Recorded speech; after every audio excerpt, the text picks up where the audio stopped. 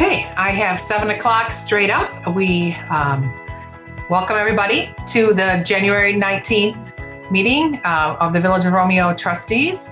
One more just joining us, so let me admit her, and then I'm going to call this meeting to order. Okay, if you would all please join me in the Pledge of Allegiance. I pledge allegiance to the flag of the United States of America and to the republic for which it stands, one nation, under God, indivisible, with liberty and justice for all. Perfect. Clerk Trapp, would you please call the roll? Bartholomew. Here. Edwards. Here. Fowler. Yes. Hart. Here. Hart here. Parker. Parker's present. Poznansky. Here. President Malzahn. President Malzahn is here. All present. Thank you very much. Can we, in your packet, you have the minutes for the December 17th meeting. Can I get a motion to approve the minutes? Nansky, make a motion to approve the minutes as presented. I'll second. I'm sorry, was that you, Justin? Yeah. Parker? Okay, so we have a motion by Poznansky. We have second by Parker. Any other discussion? Call the roll, please, Catherine. Poznansky. Poznansky, yes. Parker. Yes. Hart. Hart, yes. Fowler. Yes. Edwards. Yes. Bartholomew. Yes. President Malzahn. Yes. Motion carries 7-0. Also in your packet, you have two sets of bills. You have the vendor bill list, which is $42,345.04. And you have the check register report, $183,620.81. Can I have a motion to pay the bills? Make a motion to pay the bills. The motion by Bartholomew, Support by Edwards. support by Edwards. Any discussion? Poznansky has questions. Okay. My first question is that I see the 183 with the change, but then the other two have conflicting numbers. One is 42,345.04. And then the invoice by distribution report is 42,310.55. So there's a discrepancy of just a few bucks there, but I want to make sure we're approving the right one.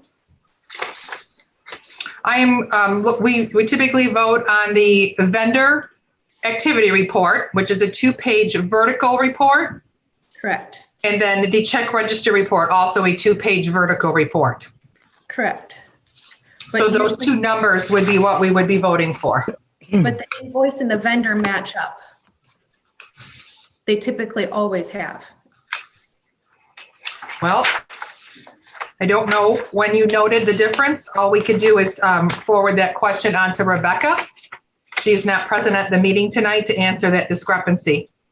Okay. Just as long as we look into it, that, make sure we do that. Mm-hmm. And then I do have another question. Going back to last month, I asked if the minutes were posted in a newspaper. I, again, am not seeing a newspaper listed here, especially the record newspaper. Are our minutes being published in a newspaper? Clerk Trapp, where do you typically publish those minutes? And how often do we get those invoices? Well, I publish synopsis of the minutes, not the actual minutes, and those are typically published due to timing in the Macomb Daily. And the invoices it's not titled the Macomb Daily. Trying to remember what they are entitled. They have a different umbrella of what their invoice company is called. Okay. Well, we've never had a problem with the minutes getting published in the record and the timing before. And Village Council did make a motion in 2017 to publish our synopsis of the minutes in the record newspaper. And I think we need to do our best to get them in the record newspaper. I understand extenuating circumstances on certain ordinances and timing of them being published within certain days. I completely understand that. But for our minutes, they should be published where the council requested them to be published. I will refer back to that motion, Mrs. Ponansky, and look at that. But when I read the minutes in the book, it said that we were going to continue to publish. It did not mandate where we were publishing them, just that we had discussion at that time. But I'm happy to revisit that question and look at those minutes from 2017 when I have a moment to pull them out. I do not have them in front of me. Okay, yes, it's in August of 2017, just for your reference. It was a motion made by Edwards and a second by Fowler, and trustee Malzahn was the only dissenting vote at that time. Okay, did you have any other questions about the bills? I do. I saw an Agni remodeling and a village floors. Am I correct to assume that has to do with the upgrades in the village hall? It does, yes. Okay. Are there any other things on here that had to do with the upgrades to village hall? I just caught those two. Those should be the only two expenses. One was for the flooring and one was for the addition of the door and rotating the front counter. Okay. Now, I've noticed, I know that we never talked about it at village council level, at least that I can recall, but was this ever discussed with the planning commission? The planning commission? Yes, there's a rule. It's actually called often the forgotten rule, because it's often the forgotten rule, where the planning commission must pass all revenue and expenditures having to do with upgrades or buying buildings or that sort of thing. So did we run all of these upgrades by the planning commission? Did they approve this? I am not aware of that rule. Okay. Yeah, I've not approved anything. I'm sorry, I didn't catch. Can I'm not trustee aware Fowler of that speak? rule is what I said, Mrs. Bonet, yeah, Megan. So Can we ask our planner, Mr. Casson? Because if it does apply and we didn't do it, do we need to go back and correct? And then going forward, make sure we implement it? we can certainly ask that question. Perfect. And that is Any all. other, that's all for the bills? Any other discussion from the trustees on the bills? Could you please call the roll, Clerk Trepp? Bartholomew, Yes. Edwards, yes, President Malzahn, Yes. Fowler, No. Hart, Yes. Parker, Yes. and Poznansky. No. Motion carries 5-2. Thank you. All right, I know we have a very lengthy agenda tonight, so we'll try and speed through this as quickly as possible. We have 4 presentations with us this evening. Going to approve the agenda. Oh, I'm sorry. Yes, it is underneath the approval of the bills. Okay, so can I get a motion to approve the agenda? Motion to approve the agenda. Motion by Poznansky. Do we have support? support by Edwards, Edwards? Any other discussion? Do we- Yes, Parker, under unfinished business, last month, we did not finish discussing the holiday schedule. Mhm. I don't know if that's ready to be reviewed again, or should that be put off again until next month? It is not on the agenda because under further review of the general village law, there's no requirement that village council approve the holiday schedule. The holiday dates were approved when the contracts were approved for the union and the non-union employees. So those will be the dates that we'll be adhering to for our holidays. When they're observed or when the office is closed will be done administratively. So that's why it's not on your agenda. Okay. Any other discussion about the agenda? Yeah, I'd like to add to new business before we get to the annual appointments. I would just like to add a section to go over the current planning commission for reference and understanding.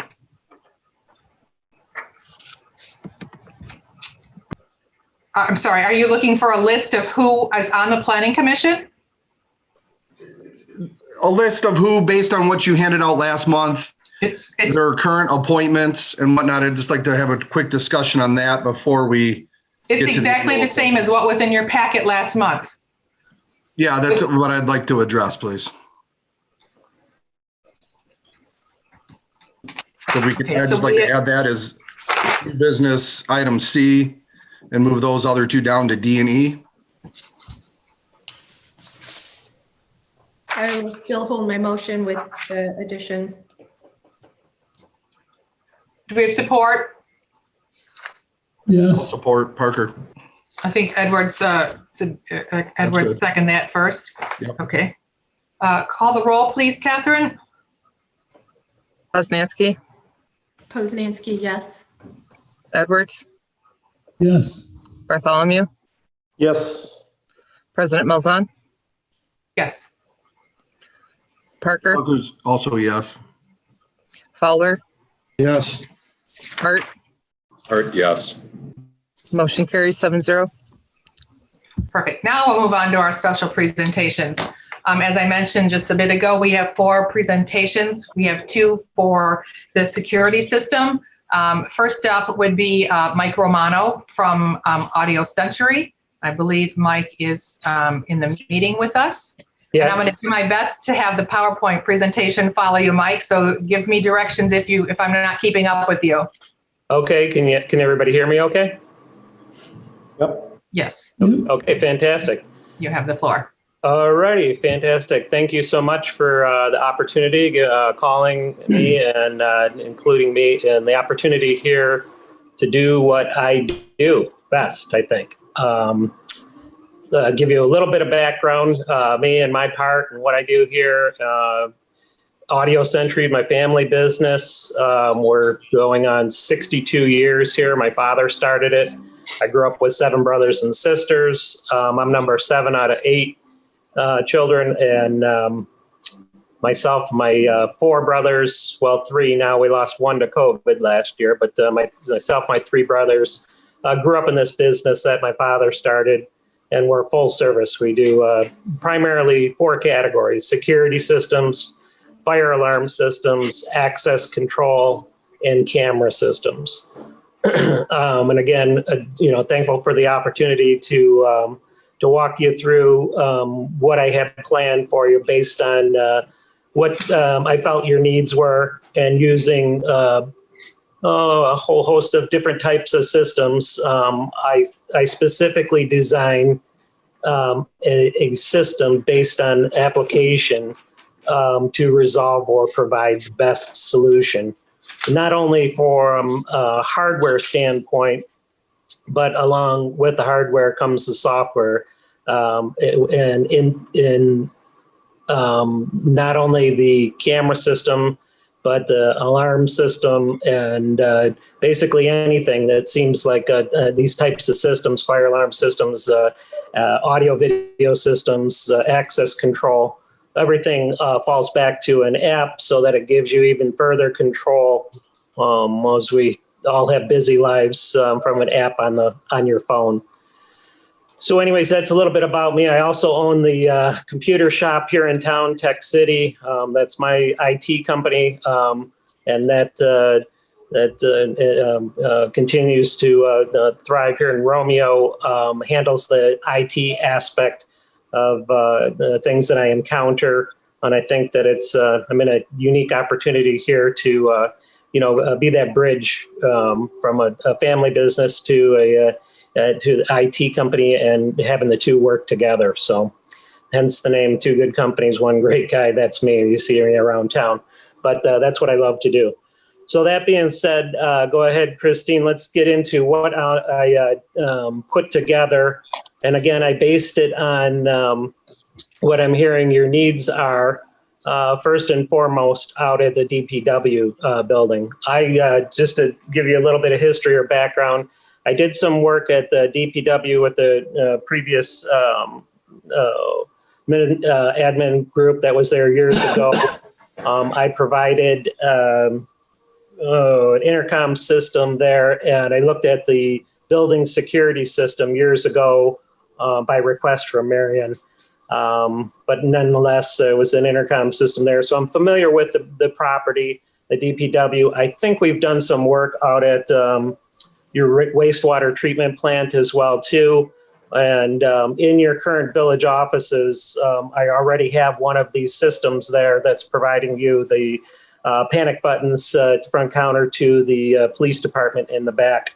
And the camera system was also my design that's in the dispatch area and also the holding cell in the jail there. So just to give you a little history, I have a long-standing history with doing some work for you guys already and some systems in place.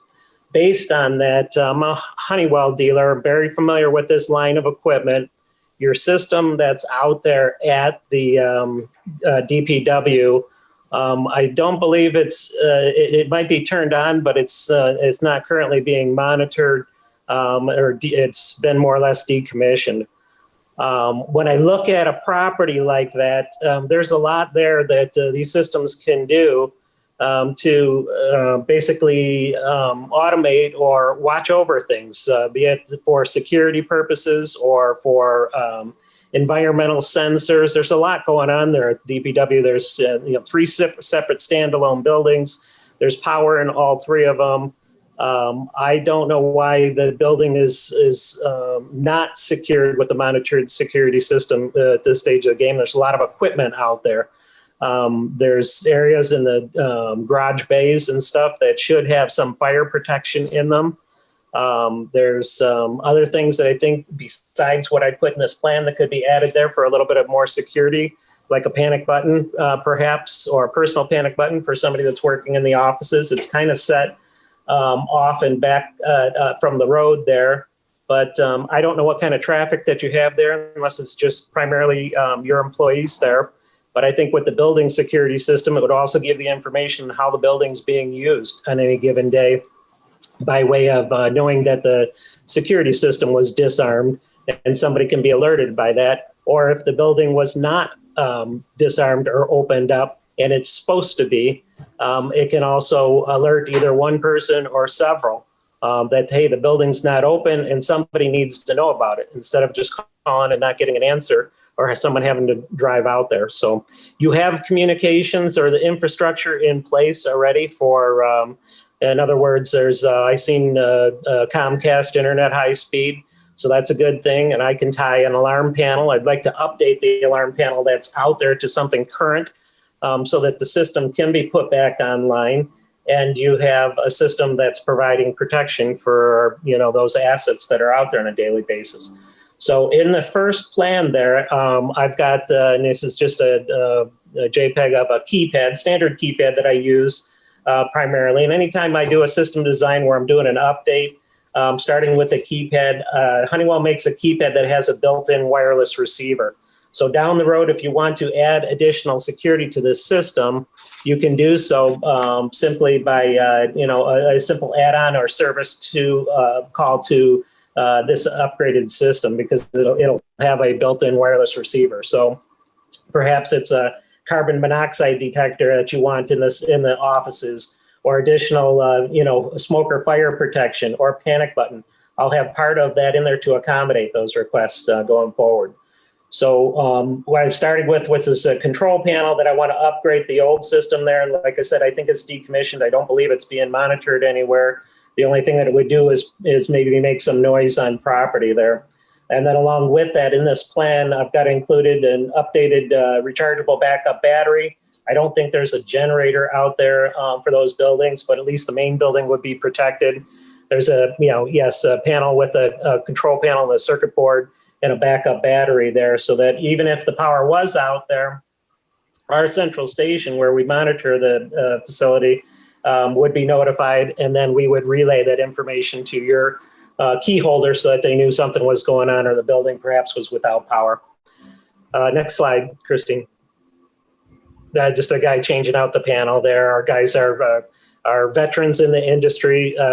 Most of them, if they're not family members, have easily 20, 25 years with us, and we're very fortunate to have them. So you're dealing with a professional full-service alarm company when making the switch over.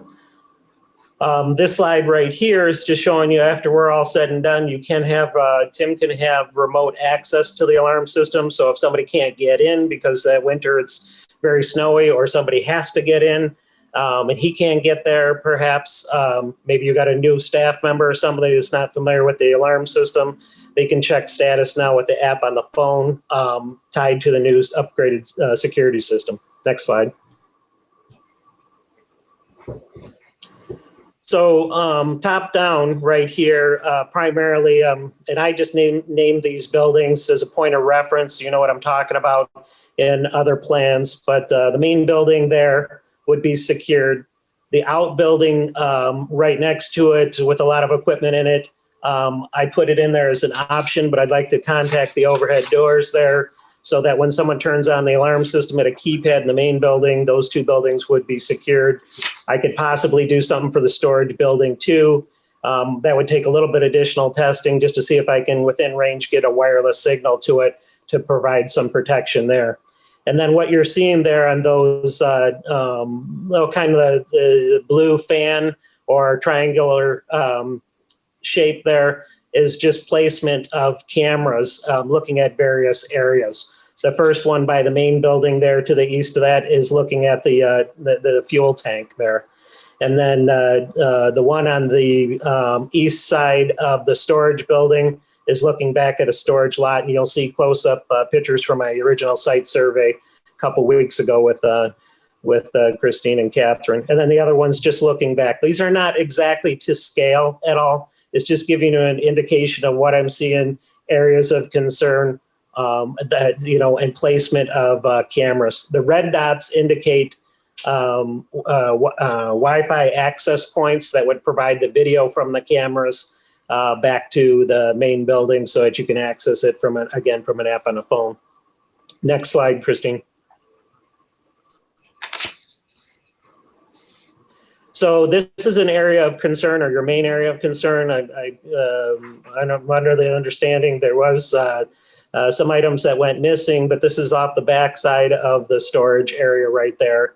You have a fence somewhat need of repair back there, but just to give you, and again, not to scale, but to give you just an idea of a camera placed on the backside of that building, watching that area, whatever is stored in that area. And this camera picture from my smartphone is not nearly as wide as what the picture would be from the camera once it's placed there. It's about 140 degrees field of view. So it'd be much wider. I think I can encompass or cover that whole area from there if someone was to come over the fence. The camera that I want to use not only would detect by way of motion with the motion detector, but it would also, if it was dark out, trigger the 4800 Kelvin LED lights that are on there. So right now there's no lighting on there. So just by way of putting a camera there, I don't think would do the trick. Otherwise I would have planned on using a traditional camera system. And if to do that, infrared illuminator or not, I think you need plenty of light there to get any kind of picture that you'd be able to recognize who was coming over there. This is one of the reasons why I used or spec'd a ring floodlight product there, because it checks a lot of boxes. It not only will give you the picture that I think you're looking for, but it'll also have a built-in motion detector to trigger on motion if someone was to come over the fence. And then on top of that, it's got two of the LED lights to kick on. You have power on the storage building, so I can harness that. I would need a little prep work from an electrician to put a back box there, but I would permanently mount the camera and it should fill that void. Next slide. So there is looking back at that wall there, and up in the right-hand corner is about where I'd like to place a camera with a round electrical back box and secure it on there. I've got several of these cameras out there. We picked up the Ring product line about 3 or 4 years ago, and I got about 100 of them out there, and they're working great. People love them. They're just, they're filling that void, and I'll talk to you a little bit about the software, the benefits of the software, and how easy it is to move video around when something happens too. But nonetheless, manufacturer recommends about 9 feet mounting height. We usually place them 9 to 13 feet, and that'll give us about 36 feet out of coverage from there, which would get us easily to the front fence line. Next slide. So that's what the product looks like. Basically, it's a high definition camera. It's built into a weatherproof box. The bottom white dome there is the motion detector. The top white are the lights lighting up that area. And again, I've got several of these out there in the picture. This is one of their premier products, even though that company was founded on making the doorbell so you know who's at your porch if you're getting an Amazon box. This by far has been one of my favorite products that they manufacture over and above just the doorbell. Next slide. So your detection looks something like this as an intruder or somebody's coming into a yard. It's very wide.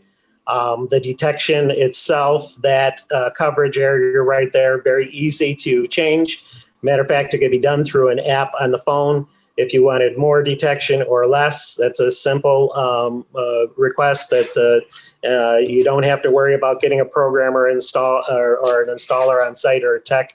I can show you how you can do it yourself, or somebody can set it, whoever ends up with the admin rights to the camera system. And it can be locked down so that the detection, with that looking through that fence line, you can almost earmark exactly where you want it to start and stop. Go ahead with the next. So this would be the other side of what I'm calling that storage building there. And again, we'd like to get the camera in a back box there for electrical on the back side of there. There is power in that building. And once we do so, I'd put another camera on this side of the building. It's the west side of that storage building. And then it'll give you a view on the next slide. Something like that there, which should encompass the majority of the activity as I watch cars come and go there. And again, your picture from the camera would be wider than mine from the smartphone. This is just to give you an idea what kind of view you can expect on be a lot higher to that camera. I'm really around under 6 feet. So we'd be up twice that height there. So it might even see to the other outbuilding too. Go ahead with the next slide, Christine. Okay, so this is right outside what I'm calling the outbuilding. There is a wall sconce there or wall pack light over the door right there, but up in that location somewhere on that west wall, I want to place another floodlight, and on the next slide, it'll show you indication of who's at your fuel tank right there. So another area of concern, you want to see the activity, who's pulling up and accessing the fuel. We should be able to do that, no problem. And also that one would have lights again too to light up that area if someone's coming into the yard at night. Okay, next slide. Mike, if I could just interrupt just for a quick second, because this is such a beautiful shot. I just wanted to point out that this is the new concrete that's underneath the pad that council approved a couple of meetings ago. So that's what it now looks like. I'm sure you can all remember it was all sort of crumbling and the fuel pod wasn't very stable, but we're good to go now. So go ahead, Mike. Okay. So this is just an indication of basically the software for the camera system. And as you can see, somebody's adjusting those motion detection areas on an app on their phone. This, to me, after growing up in the industry and having installed camera systems for 25 years now, this is kind of super cool, I think, because you can see that if you can see that shape that's on there or whatever, you can literally go right around, like in this picture, right around the area of detection that you want. In this case, he doesn't want to see, in case there's a bird in the tree or something like that. There is no other system that I've played with that gives you this amount of flexibility. I'm really, really astonished. And you can tell I love the Ring product line because it's so simple simple for somebody to understand, simple for somebody to make changes. This kind of stuff here, this is just, it's groundbreaking technology. It is really super cool. It's really one of the reasons why this company's so much different than a lot of the other ones that are out there. You can't do this with a lot of traditional camera systems. Go ahead with the next slide. This is a Ring doorbell, or just an idea of a Ring doorbell. I was referencing the intercom system that I put there. I believe it was for Donna years ago. And I had a wireless system there. I would like to use this to replace that, basically. So if somebody comes into the vestibule and somebody's in the back office, you can vet who's there before you let them in. I'm not sure about the hardware on that door right there, but this would just act as a intercom. And even if somebody wasn't in that main building, say one of the guys are out back or something, they're waiting for a delivery. These things are great for mom and pop type operations, or a lot of the facilities that are around that just have one or two people on property. Tim might be out in the truck or something like that in the back and expecting or waiting for somebody he doesn't want to miss. If somebody just hits that doorbell, I can make the indication pop up on his phone so you don't miss somebody. Alternatively, it could pop up on several phones. So if he can't get to it, somebody else can. Again, it's just a convenience thing, but you can also use it to vet, who's in that lobby. Maybe you don't want to let them in, or maybe you have, a staff member that you wouldn't feel comfortable that they just let anybody in. I mean, you already have the door set up like this. This provides the intercom and the security aspect to it. So that would be a simple add-on to your camera system. Go ahead, next slide. This is just a chime, more or less, so that you could have multiples of these. Typically, you would have one maybe in the hallway in that building. We could add a second one, maybe in the back shop if you wanted to. It's just basically your chime indicator letting you know that somebody's up there in the vestibule. So they hit the button there, this is going to ring, and it's going to also show up on your phone at the same time. So locally, this is your doorbell. Next slide. This is just indicating what you have out there as far as high-speed internet. This is one of my favorite Technicolor cable modems. I can adapt and tie into that. So you have high-speed internet in the main office. I want to extend that all the way to the outbuilding and the storage building so it'll accommodate the video from the cameras. Next slide. This is some of the equipment that I use on a routine basis. This is power line equipment, so it allows me to piggyback your existing electrical lines that are already being fed to the outbuilding and the storage lot, so we don't have to trench or run wires over to those buildings. I did a quick test with this equipment already on site to confirm that yes, those buildings are fed from a sub panel or main panel in your main buildings, and I was able to get these devices to link up, which means that I can build out the camera system and provide Wi-Fi in the outbuildings. Next slide. That was it. Okay. Yeah, so those are, on the, basically that's the last piece of the puzzle then that I needed. And if you go back to the overview, but nonetheless, that's how I have the camera systems providing the video back to the main office.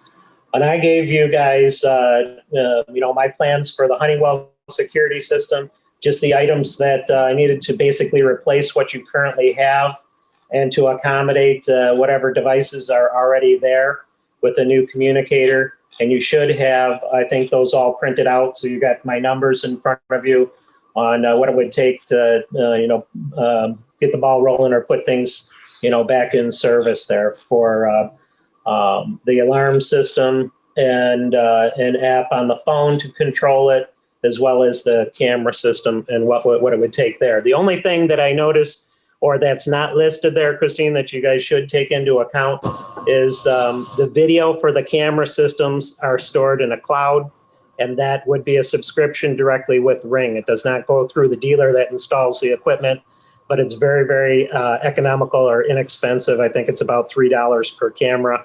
You're looking at about $9 additional over my plan a month. I provide a support plan that's on that quote for the camera system, of $15 a month. And basically that's me or my guys providing boots on the ground. If something's not working, if a new commission comes along, they need the cameras put on their phones. There's all kinds of technology updates and upgrades, but that support is for me or Audio Century, our technicians, to keep that camera system going for you. Okay.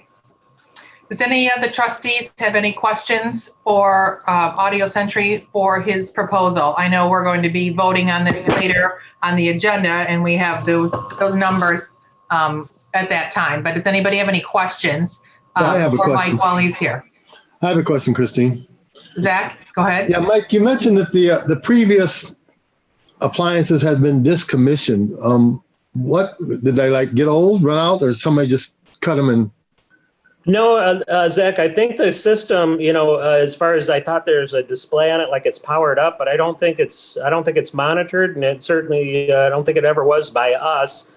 But if anything, Zach, if you can even turn the system on, it would only sound locally. And I don't know from where that building sits that anybody would hear that way out there in that field back there.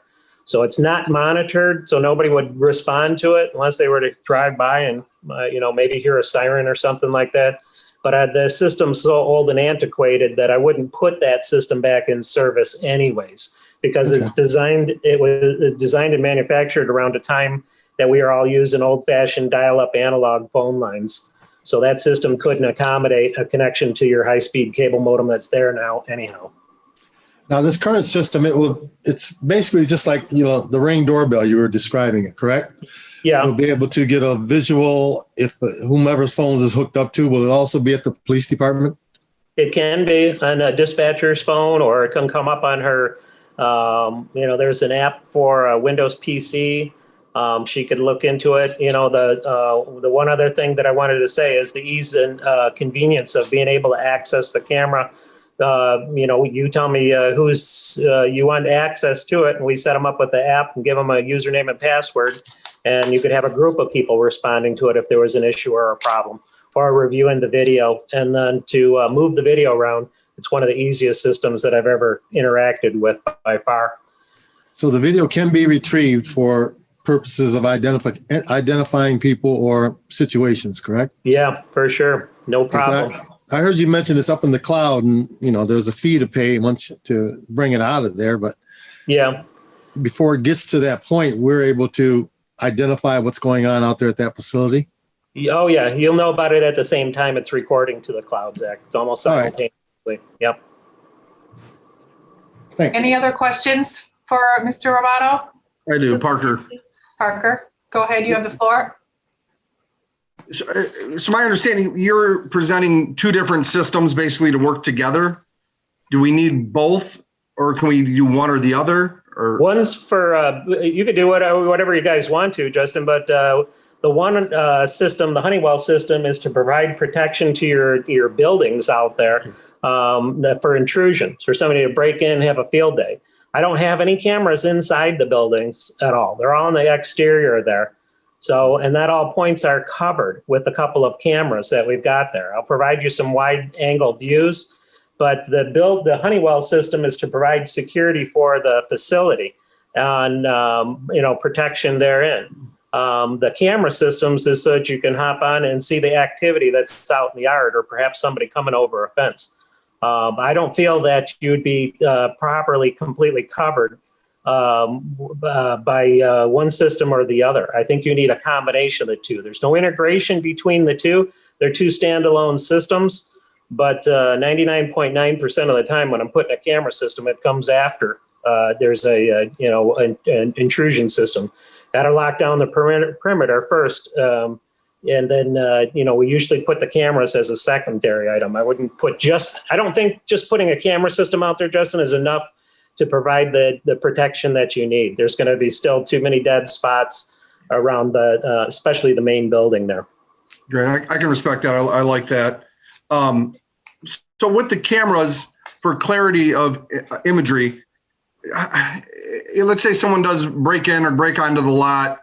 What kind of image is that going to produce? And is that something that will hold up if we were trying to prosecute someone?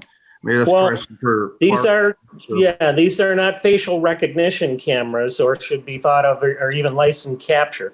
This is to cover large areas and that storage area back there to show you or give you indication that, somebody's coming up that fence, they're coming over, and give you an early indication of that. However, I will tell you that by having just using this product with the floodlights in a nighttime scene, it's some of the best pictures that I've ever seen, because it's lighting up the whole area right there.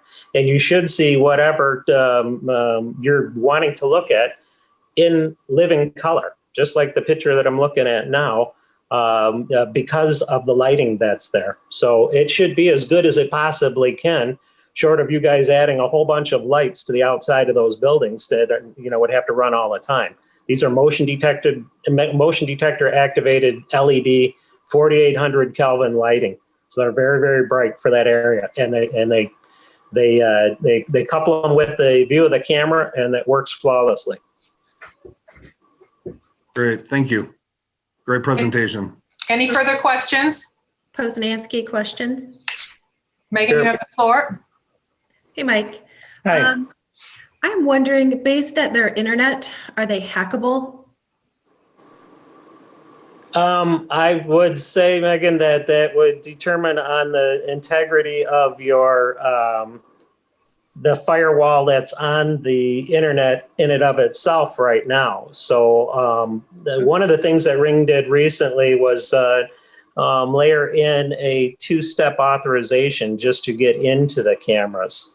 So I don't think anything is completely bulletproof, but I will tell you this, just in the 3, 4, 5 years that I've been working with Ring, they've stepped up their security immensely from what it was initially or originally, until somebody showed that they were able to get to them. So since then, and that's been about 2 years now, I've not had one person that even raised an eyebrow about someone in my system or not, because when you log in, the first thing it does, it's going to send you authentication code on your smartphone, and then you've got to enter that code to go any further. So it's very, very secure. I'm very comfortable with the security or level of security with the cameras to access them now.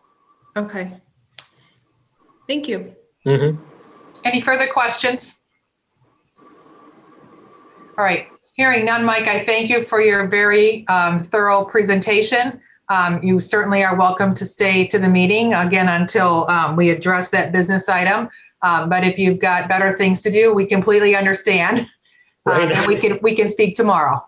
Okay, thank you very much, guys. All right, thank you. Bye-bye. All right, also on our meeting then, we are joined by SYO, Jason Gottschalk. I hope that I said that correctly, Jason. Jason presented the proposal that you had in your packet last month, but we also included it this month. I asked him to join also and give a presentation because there were some questions regarding that equipment from last month. So Jason, I will turn the floor over to you. Okay, thank you, Christine, and thank you for giving us the opportunity to make the presentation tonight. Is everybody able to hear me okay? I believe so, yes. Okay, good. Christine, can you go to our first slide? Yep, go ahead. Okay, so we've proposed an enterprise class system in order to meet the objectives outlined to us during our on-site walkthrough. It will address the specific areas brought to our attention in the remote and detached locations of your property. Go ahead to the next slide.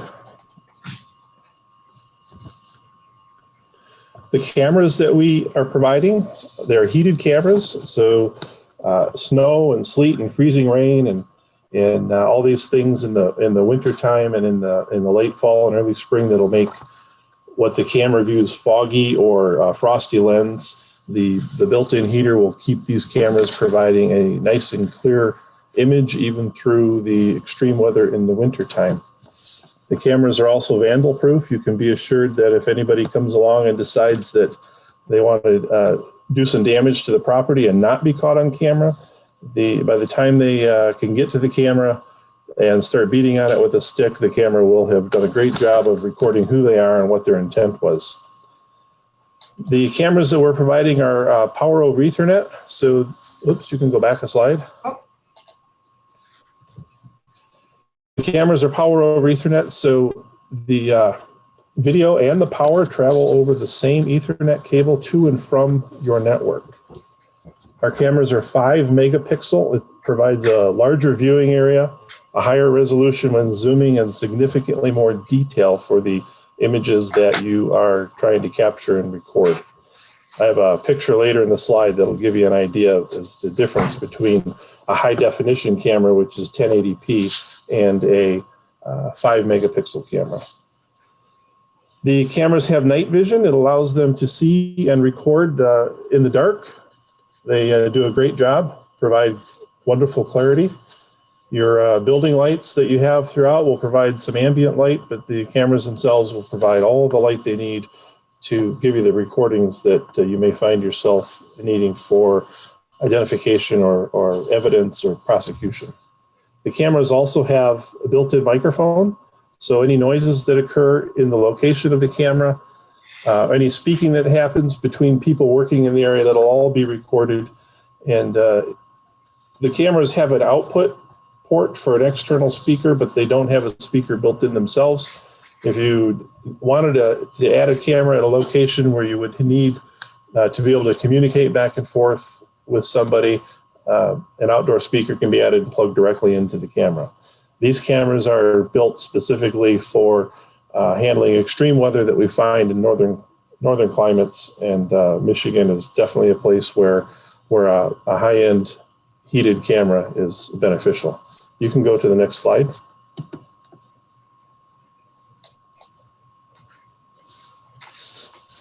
So we're going to provide an on-site network video recorder.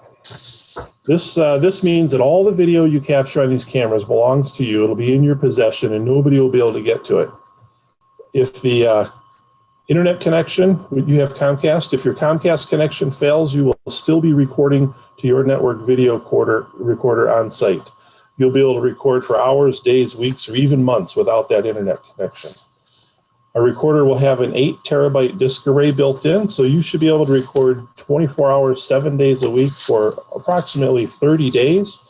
And if you chose to only record when there's motion detected by the motion sensors, then you should be able to record and save more than 6 months in recordings. We figure it's going to be closer to 9 months, but with the outdoor cameras, if you set it up for motion and a deer runs by, you're going to capture that. So in an office setting, you can get more days recording when it's motion only, but outside, we take a little more conservative approach to that.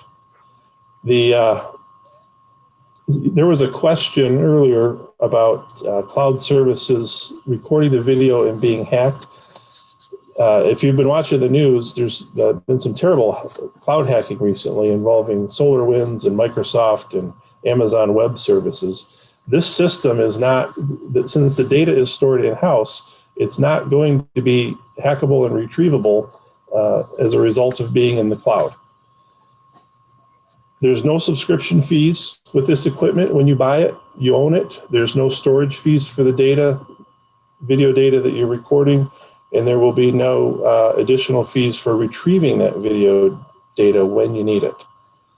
As far as securing the video recorder, it can be placed in any locked up area in the building. If you have a room that's typically locked, that would be a great spot for it. If not, a locking cabinet can be added to a wall anywhere you choose in the building. There's no requirement as to where this device can sit or needs to sit. Christine, can you go to the next slide, please? So the equipment that we're going to install outside, some of it is switching equipment and power supplies and will need to be protected from the weather. So there will be 3 locations where a box like this will be installed. The special outdoor equipment the special boxes keep the equipment cool when it's really hot out, and it keeps it warm when it's really cold out. So your electronics will be in an environment that is waterproof, weatherproof, and climate controlled so that they can give you many, many years of service. The locking clasps on the side of the box also provide a basic level of security. Those locking clasps with the height at which we would mount these boxes make them pretty secure, and they'll be on the inside of your storage and outbuilding. You can go to the next slide, please. So in order to connect the signal from the cameras to the main office building, we're going to use a wireless network. So the cameras are not Wi-Fi cameras, they're regular hardwired cameras, but we'll be moving from the storage building to the main building and from the outbuilding to the main building using commercial Wi-Fi radio equipment. This equipment will also give you the added benefit of servicing other needs that you may have that require internet access from those outbuildings. It'll also give you Wi-Fi radio signals that can be used by other devices when you're out in the yard working in and around those buildings. If you change equipment in your system, if you choose to add equipment to your system at a later date, these radios are programmable and easily remotely upgradable and updatable for the firmware. So if you get a new iOS software for your iPhone and there's some kind of issue with the radio signals that you're using for Wi-Fi out in the DPW yard, a quick update on these radios will solve that problem without having to change any of the equipment. Next slide, please. Here's a picture I spoke of earlier that shows the difference between an HD camera, which is 1080p. That would be the lower left corner that's marked with 2 megapixels, and a 5 megapixel camera, which is what we are proposing in our design. If you look at the lines that move from the lower left corner up towards the right side, those are actually roads with vehicles on them. In the lower left corner, you can't even tell that each bright spot is separate from the next. But if you look way over to the right side, you can actually see the segregation between lights, and those are the different vehicles. So it gives you a great deal more clarity. It gives you a much larger image that you'll be recording. And if you were to zoom in, you can tell that on the 5 megapixel picture, when you get zoomed in to see the detail on the images, the graphics are much more fine, and you'll be able to identify what you're looking at with greater ease. Next slide, please. So when we did our walkthrough with Tim and Catherine, we were shown these particular areas that needed to be covered. You've got the gasoline area, that storage tank that they wanted covered. Behind the long outbuilding, there's a storage area that's fenced in that they wanted covered. Behind the storage building, where I think the benches were removed from, was an area. And then Tim said that he'd like to be able to see who's coming and going from behind the DPW yard. So we're going to put a camera alongside that long driveway where he has installed that green gate. And we're going to zoom it in on the gate so that when people are coming in, you'll be able to see who's in the vehicle and be able to identify them. And when they're leaving, we'll have an image that'll allow us to see the license plate of the vehicle as well. Next camera, please. Next slide. This diagram just shows the basic layout of our network. The orange lines show hardwire network connections where we'll be pulling cable. So from the office area, if that's where the video recorder goes in Donna's office, you'll see we'll actually pull a cable to the east end of that main building. The larger green arrows show the radio links between the Wi-Fi radios. And then the red line at the bottom of the screen is where we're going to bury a cable that goes from the Wi-Fi equipment in the storage building. We're going to bury that and trench it out to the gate so that there's no exposed cables, and we'll be able to get that camera right up close and friendly where it needs to be. Next slide, please.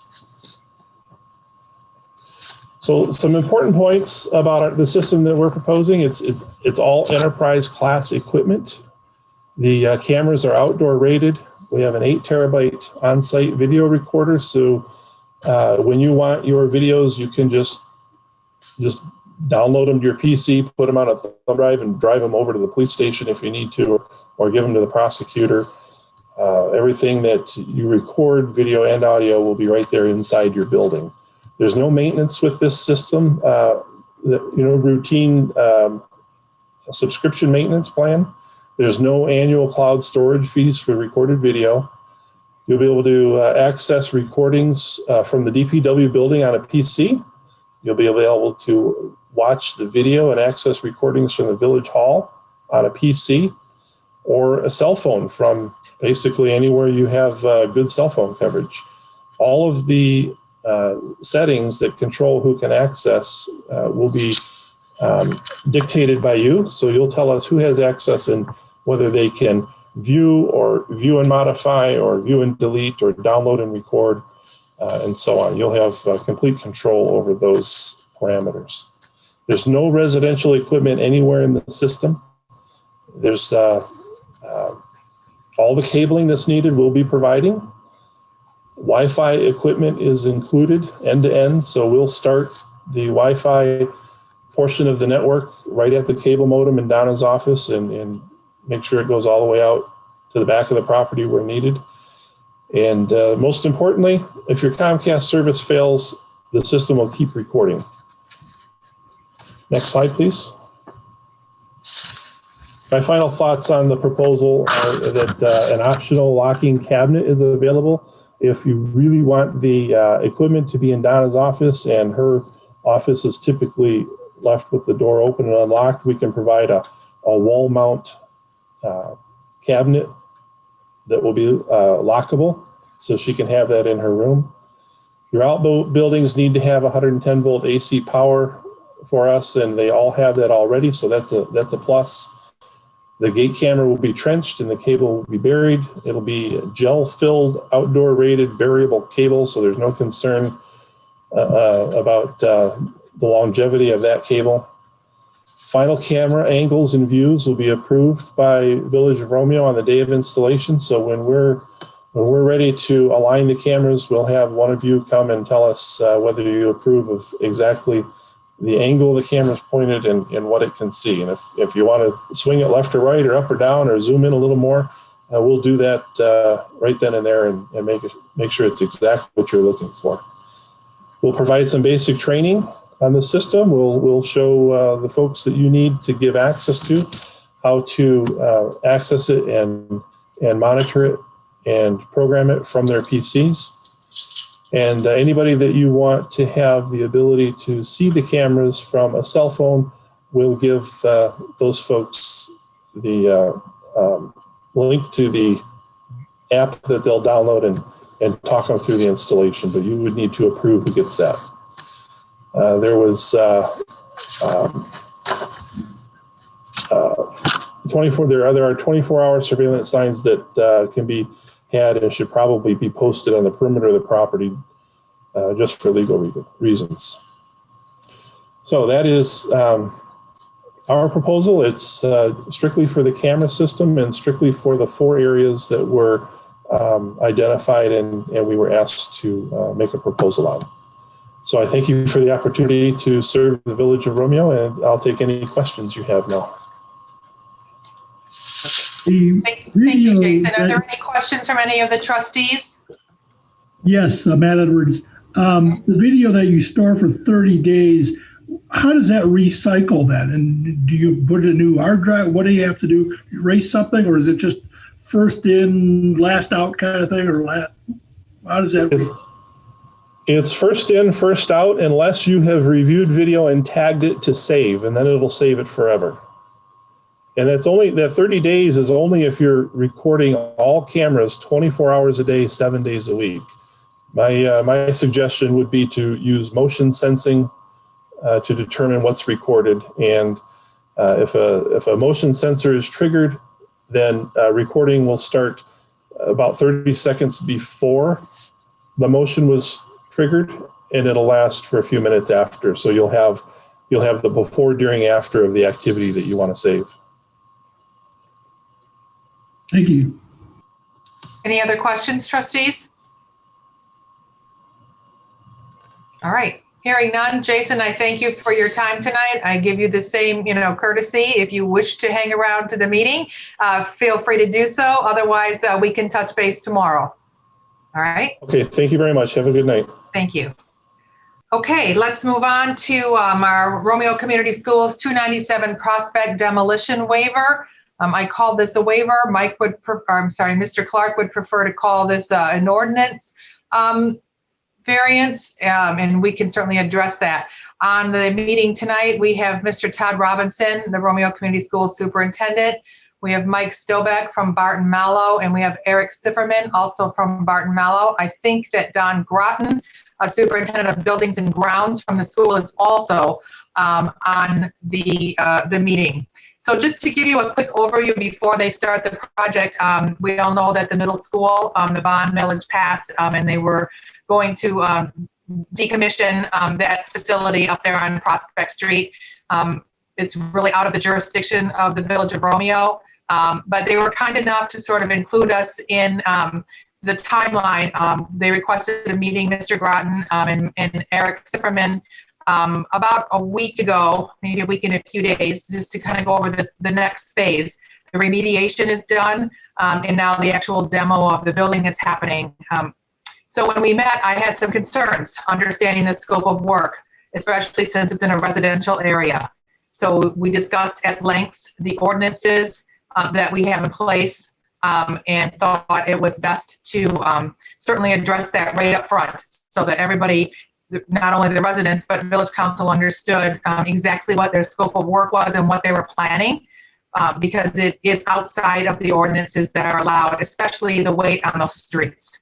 So with that said, Mark, we all met. Mark drafted the ordinance that you received in your email packet. And then I asked these gentlemen to join us tonight to give us an overview. So with that said, I'm not sure, Todd, if you're going first or who you want from your team to sort of take the reins, but I turn the floor over to you.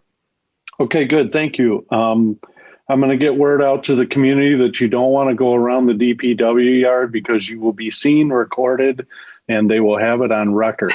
That being said, no extensive slides for you tonight. I'm going to share some comments, and then based on the questions that you might have, Mr. Stobeck, Eric Sifferman, or Don, can speak. So I believe in your packet, you received this flyer that Christine's displaying that Barton Mallow put together.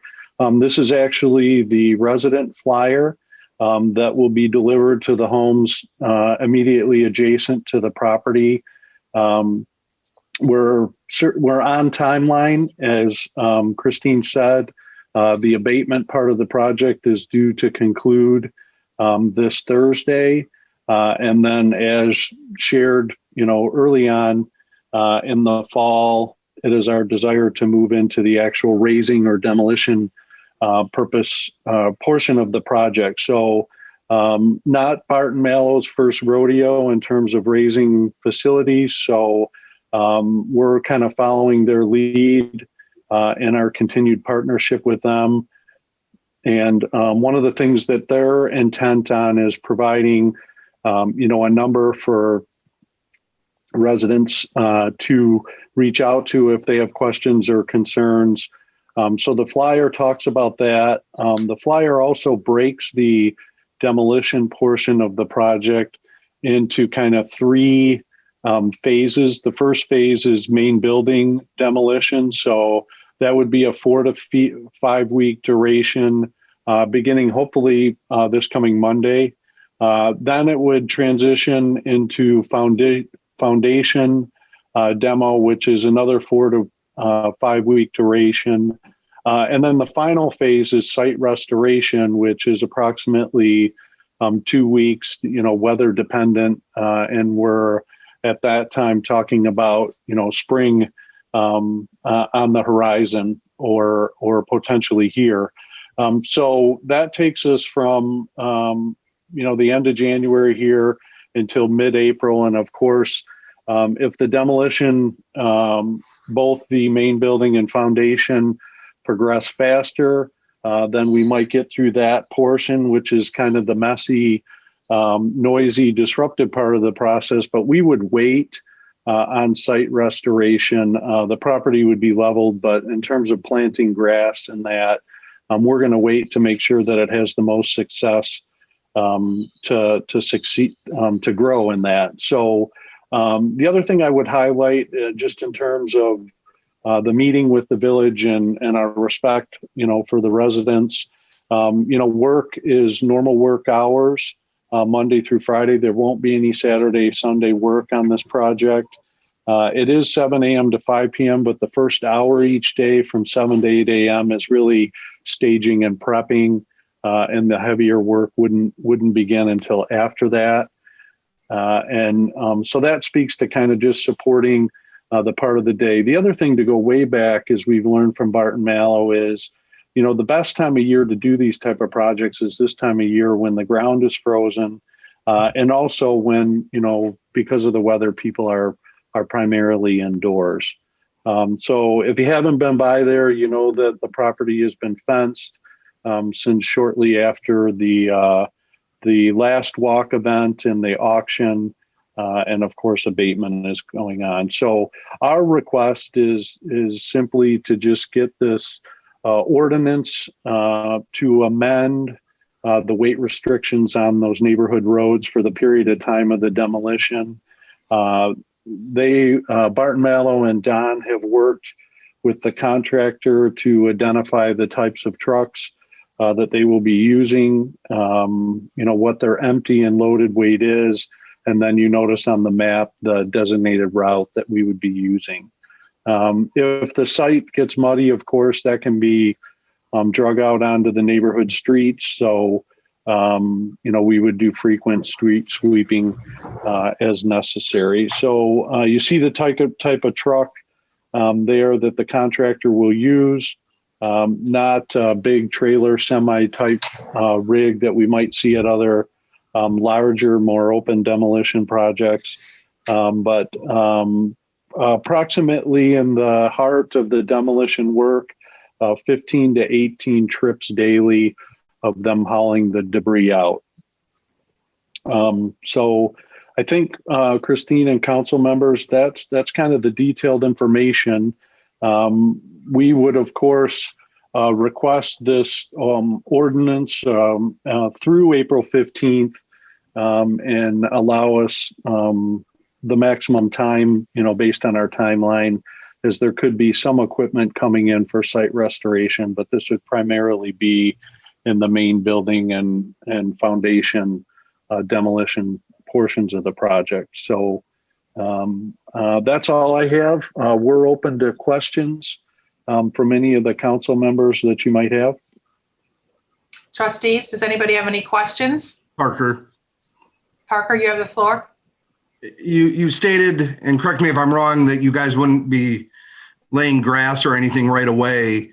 Will that site be graded? And what about runoff and stuff like that with rains? And are we going to have a plan for that? So Eric, I'm going to ask you if you want to jump on and share your thoughts on that. Yep, I will take the floor on that one. So as far as rains and runoff, we are working with a engineer, Nowak and Frost, right now. They have developed a soil erosion plan for the project. Also, we're going through, with every construction project we have to pull a soil erosion permit, which comes from Macomb County. So before we start disturbing the ground, we will install silt fence around the building, and we will have a permit from Macomb County to contain any runoff that we would have. Trustees, any further questions? Will that be in place after the demolition is complete? I guess is my question, because Mr. Robinson stated that you guys wouldn't be doing anything right away with the ground. Correct. So when we start demolition on the 25th, we have about a week or two of just interior demolition before we start tearing the ground apart. Before we start actually knocking buildings down and tearing up mud, that silt fence will be in place. And according to Macomb County, that has to be in place until the grass is established. So it'll go in place here in the next couple of weeks, and it'll be there until it'll probably be there till about June. Is when. Perfect. Thank you. Trustees, any further questions? Yes, I have a question. Zach, you have the floor. Good afternoon or good evening, Mr. Robinson. You mentioned that they have a route already to dump the debris. None of the debris will be dumped in Romeo, correct? No, I'm not sure what the contractor's using. I'll defer to Eric and Don and Mike on that. I just simply was referring to the map and the fact that all the traffic will come in and out off a 32 mile. And that would be the only access in and out. Okay. So you said refer to Eric and Mike? So I'll take that. I will have to find out exactly. I don't have that answer at my fingertips right now where they're dumping it. However, they are required to file permits with the state of Michigan with dumping, and all the material will be hauled off and it'll be dumped at legal dumping sites. Okay, that's all I need to know. Thank you. Any other questions from the trustees? Yes, Matt Edwards. Matt, you have the floor. I have two concerns. I mean, right across the street from that, there's 5 very young children, probably the ages of 5 through 10. And so I'm very concerned about their safety. And I'm also concerned about the safety of that road. That road's not made to take that kind of weight. And how is that going to, what are we going to do about the maintenance of that road? So Mike, I don't know if you want to speak to that in terms of, the assurances we've given the village and kind of how that works in these type of projects. Yes, Todd, thank you. Hello, everyone. As far as the road itself, the contractor will be providing what is known as a road bond. And that bond will be assured, it's a surety that provides assurance that if there are any damages due to the construction work and the activities that go on there, the bond will cover those costs for the village to repair and completely put the road back to a serviceable condition. So that's the village's assurance that when all this is said and done, you're not going to be left with a mess related to a completely crumbled road.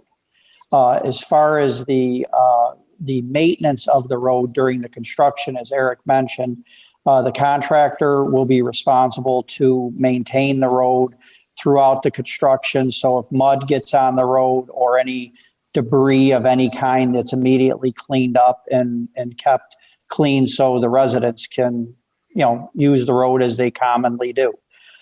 We will have a full-time individual on site that will be monitoring the contractor's activities. So this isn't something, so you folks know, this isn't something we're just going to trust the contractor will live up to all these great promises.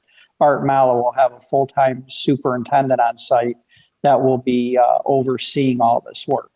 And as Todd mentioned right in the beginning, we have a specific email and telephone number that if there is any issue during the demolition of any kind, people are more than able, and they'll be notified, all the neighbors of this, that they can call or email us at any time so we can address any of their concerns.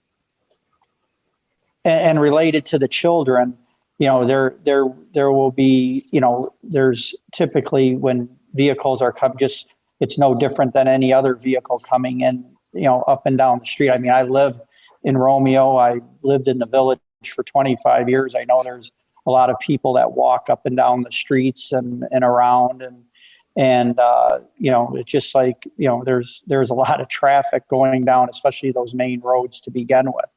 So, we will make sure that, as trucks are entering and leaving, that there's spotters there to make sure the road's clear and people are, there's no, if a child does happen to be in the street, we can make sure that we get them back on the sidewalk or in their yard, wherever they belong. But, that's, the neighbors will be aware of the traffic and whatnot coming in and out. So, we're going to work with them to make sure they're aware of that. So if their kids are outside, that they can be properly supervised as well. Matt, to that point, if I just might add, we recently, within the last, I believe, 6 or 8 months, had our PACER study completed through HRC helped SEMCOG fund that grant for us. So we have a pretty recent understanding of the condition of those roads. And so I offered to share that with Mr. Stobeck so that we all understood, the starting condition of where we're beginning. So we've got a good solid foundation and hopefully nothing bad will happen. But with the bond in place, we'll be assured that if an incident does occur, whether it's a water main break or a sewer line or some damage to the roads, that will be covered. Thank you. Any other questions from the trustees? Poznansky, please. Megan, you have the floor. Along those same lines, Mr. Stoback, with the bond, what is the time frame that that bond will be, securing us? Does it end when your work ends? What if we don't see this erosion for a while? There, a bond typically, and this will be all worked out with, with legal, but typically a bond is in place according to Michigan law 1 year after the completion of the project. Okay. So if, it may not be, typically if you have a failure, especially working in the winter, it's going to be very evident come spring. I mean, that's, whenever we build a parking lot, we wait till the next spring before we put the top layer on the parking lot. So if there is a failure, we can address it. So typically you're going to see that failure occur. But if the weather stays as it is right now, obviously right now the ground is barely even frozen at all. So you'll see failures immediately if there's something there. I can guarantee you that road is built to sustain over 10,000 pounds of weight. So typically, a profile of the road will handle much more than that. I just think that the current weight limit is quite outdated for, I'm sure, the profile of that road. But just related to your question, that will be in place for a period of time after construction. It isn't just gone the minute we leave site or the contractor leaves site. Okay, good. Thank you. Any additional questions from the trustees? All right. Hearing none, I thank you, gentlemen, for joining us and giving us your presentation.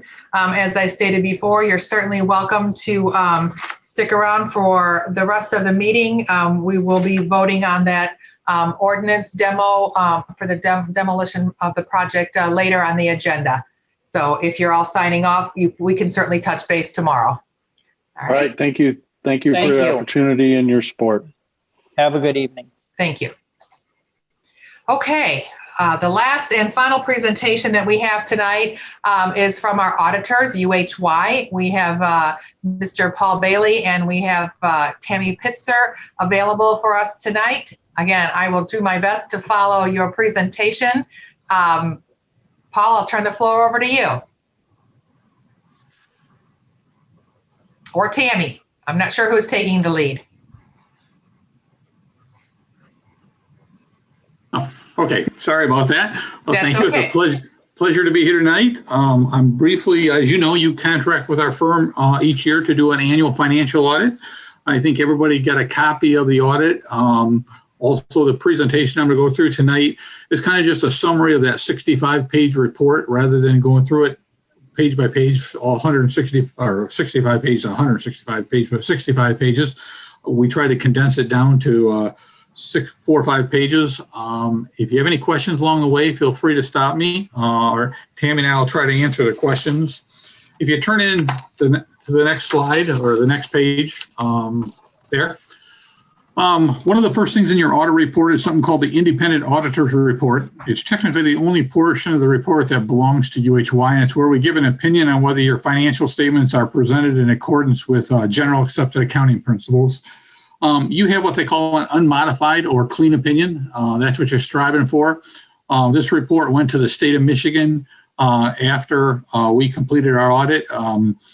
We came out and did most of it remotely, but We did your audit and got it together and sent it to the state by December 31st, and they're looking to see what type of an opinion you can get. The next two items on that presentation, Roman numeral 2 and 3, we're not going to spend much time with tonight, but I just want to touch base with something's called the management discussions and analysis. You'll see there it's highlighted in page 3 through 7. It's just a letter that summarizes some financial information, how the financial statements are put together for the readers. It is required to get that unmodified opinion there. And then Roman numeral 3, there's really two sets of financial statements in your audit report, in your financial statements. One is the commercial way of looking at the village as of June 30th, 2020. The other, we're going to spend more time tonight on the traditional way governments have reported, but the commercial way, basically what it does, they take all the assets, not only the spendable assets, but also the capital assets and any pension liabilities you owe, and they put them into the commercial way of looking at it. And that's on pages 8 through 9 of the report. But again, we're going to spend our time tonight on a traditional way governments have reported, Roman numeral 4. This is the way the state of Michigan takes a look at it. As of June 30th, 2020, they are under Roman numeral 4A. Your balance sheet, you had assets of $2,339,150. Your liabilities was $169,703. So you had a fund balance of $2,169,407. And you can see how that compares to the year before there, the assets, liabilities, and the fund balance. And we'll talk more about fund balance in a few minutes. Number 2 there is what they call the statement of revenues, expenses, and changes in fund balance.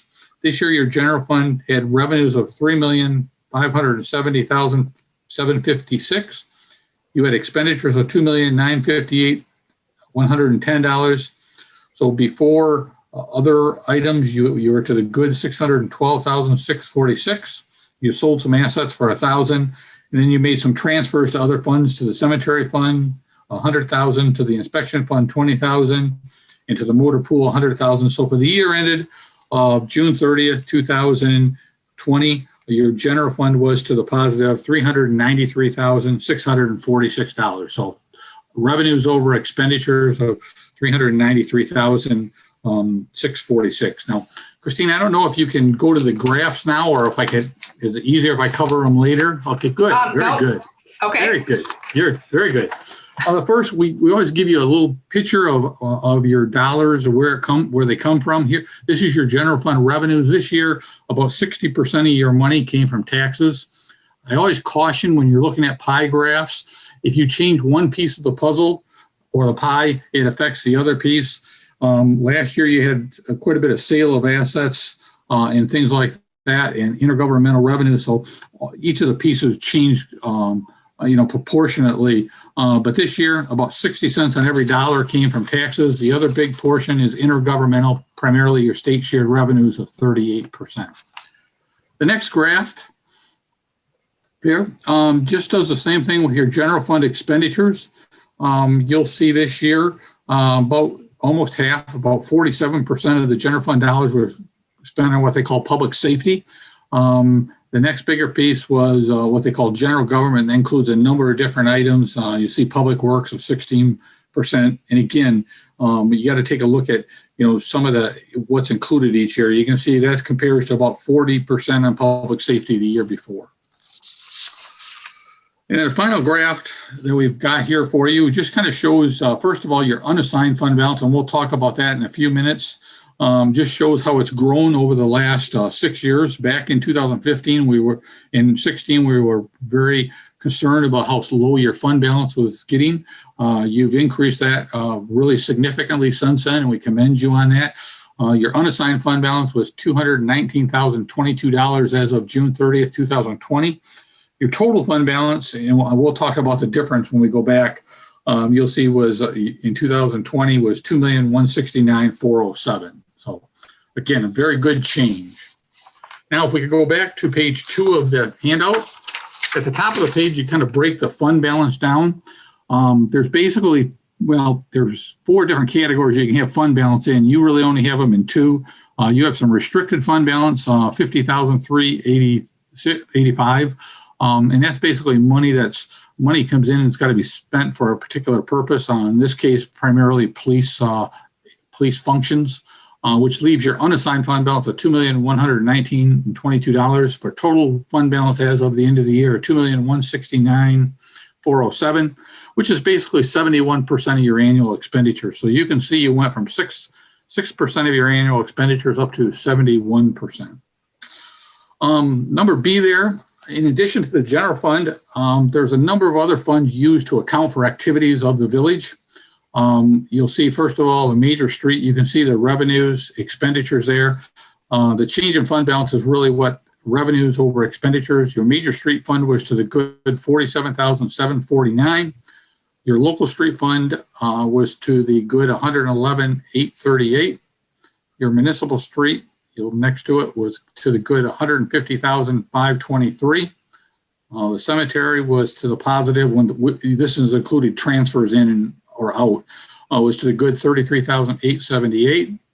The inspection fund actually used up about $10,066 of their fund balance, and the cable fund was to the good $24,774.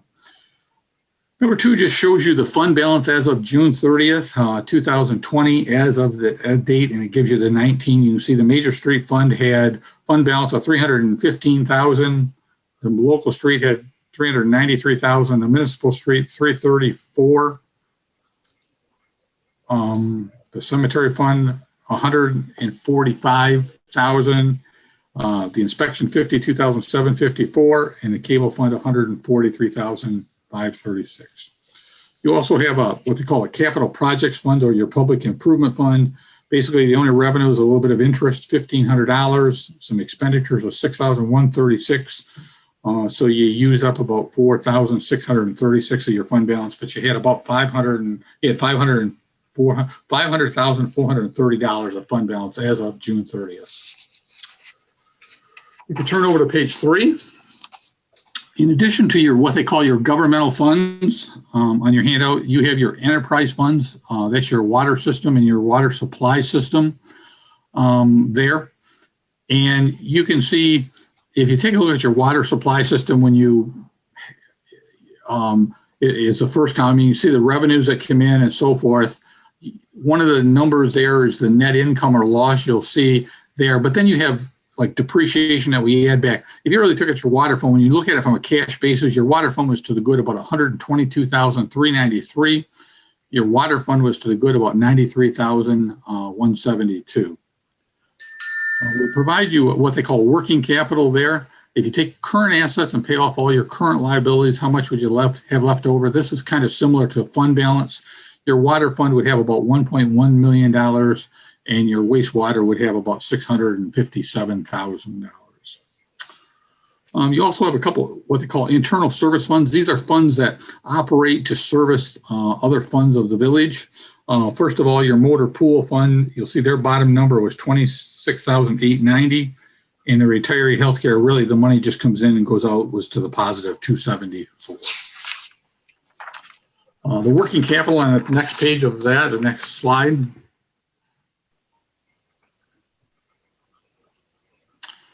You'll see. Give me just 1 second. I'm trying to do this in Word. You'll see the pool had working capital of $127,705. The healthcare had $137,575.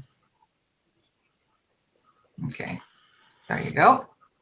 Just give it a minute to come back. And then finally, your DDA, you'll see this year they took in $193,000, spent $183,000, so they were to the good $9,937. They had a fund balance at the beginning of the year of $112,498.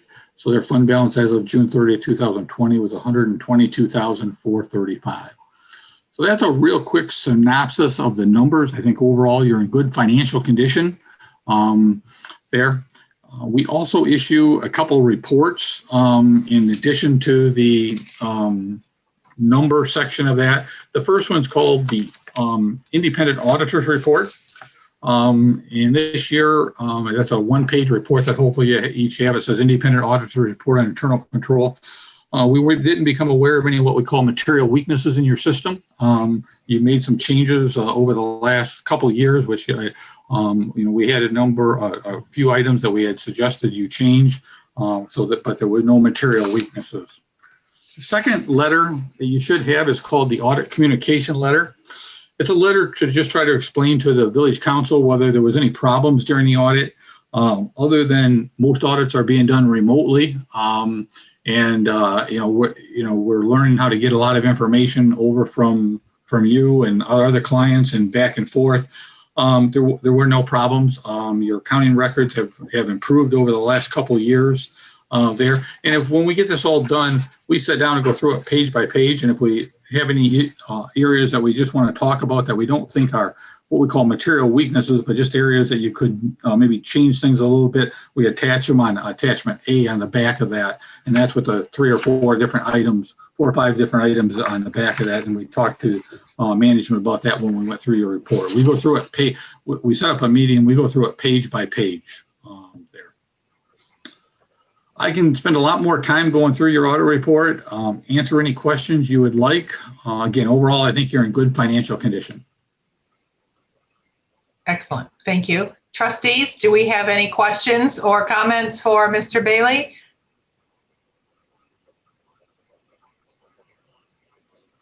All right. Well, hearing none, I thank you, Paul, for your time. I appreciate all the work that you did, and Tammy as well. It was great working with you again this year. And you're right, things are getting much easier as we all sort of get BSNA up and running, and we have our wonderful new accountant working with us. So appreciate it very much. Thank you. It's a pleasure to work with you again. Thank you. Okay, trustees, let's move on to, let me get my PowerPoint presentation up where it needs to be, right? Okay, so we have no correspondence that was received this month. Christine? I'm sorry. Could we take a short break? You need to take just a short recess, please. A recess 5 for minutes. a few minutes? Okay. Okay. That's okay with everybody? I guess you want a motion? Yes, sounds good. Make a motion that we take a 5-minute break? Second.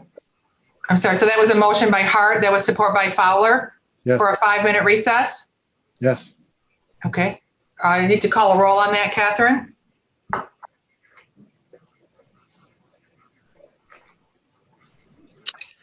Okay. Hart, Yes. Fowler, Yes. Poznanski, Nansky, yes. Bartholomew, Yes. President Malzahn, No. Edwards, Yes. Parker. Yes. Motion carries 6-1. Okay, it's 8:32, so we'll all convene back here in 5 minutes.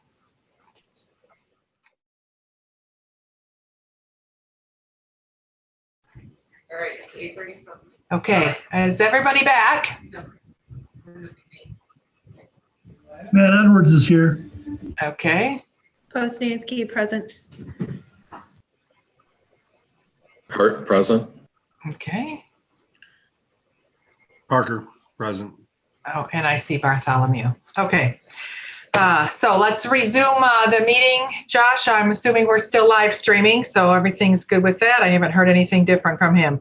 As just before the break, I mentioned that we had no correspondences.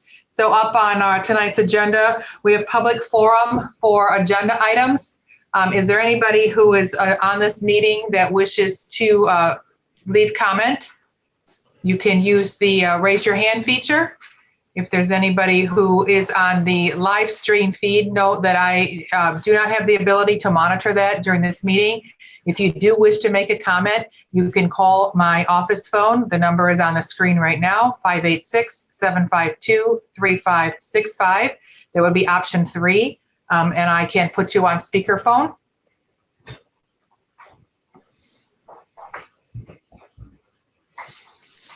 All right, I see no hands raised and my phone is not ringing, so we will move on to our officer reports.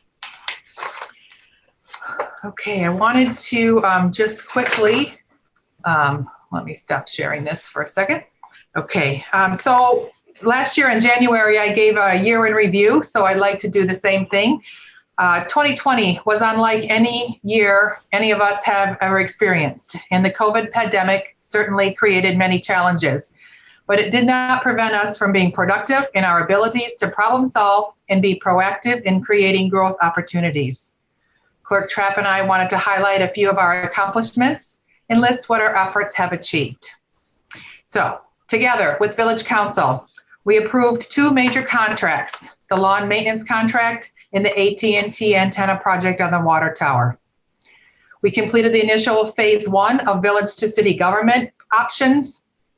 We updated and or adopted 4 ordinances, including our fence ordinance, our sewer use ordinance, our signage ordinance, and the newly created marijuana business ordinance. We held 12 regular council meetings, 4 special council meetings, 4 public hearings, and 1 town hall meeting. We continued our sidewalk replacement program and replaced approximately 5,839 square feet of concrete. We held 2 free community shred days in partnership with Bruce Township. We applied for 2 new grant opportunities, one for a tap street repair, which unfortunately was not awarded to us, and one for our pedestrian safety crosswalks in the central business. That status is still pending. We also used a previously awarded SEMCOG grant to update our PACER study for our local roads. In the Village Hall, we installed plexiglass barriers and updated the front lobby to become compliant with COVID workplace safety guidelines and to maximize workspace. The updates included rotating the existing front counter 90 degrees, installing a secure door separating the lobby from the employee areas, and installing new flooring. We installed a larger after-hours drop box right outside the front door. Our website now has a link to accept online payments. We hosted 2 intern Romeo High School students and 1 intern at the wastewater treatment plant. We started the updates to our MuniCode online document system. Staff was trained and is now using the new accounting system, BSNA. The modules we currently utilize are cemetery, building, treasury, utility billing, general ledger, cash receipting, payroll, and accounts payable. The clerk's office, Clerk Trapp, myself, and DPW supervisor interviewed and hired 1 replacement DPW employee. Cemetery Sexton Trapp facilitated 20 burials, 15 cremains burials, had 22 foundations installed, and sold 10 plots. The clerk's office received and fulfilled 22 FOIA requests from 19 different individuals or organizations. From the president's office, I maintain regular office hours to meet with residents and conduct business on a daily basis. I attended or Zoom hosted over 85 events. I attended 2 chamber functions, 44 regular public meetings, of which I facilitated and provided the IT work for 30 Zoom meetings with over 426 participants.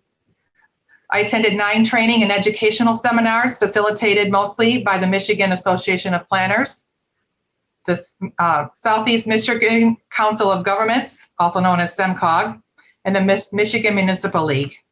There were 30 Macomb County MML webinars and FEMA communications that they attended online. For the President's Report for January 21, I just have a few things to highlight. I continue to work with Great Lakes Water to plan and provide input on their 96-inch water main project. Bruce Township and Romeo have scheduled our first shred event / electronics recycling day for 2021.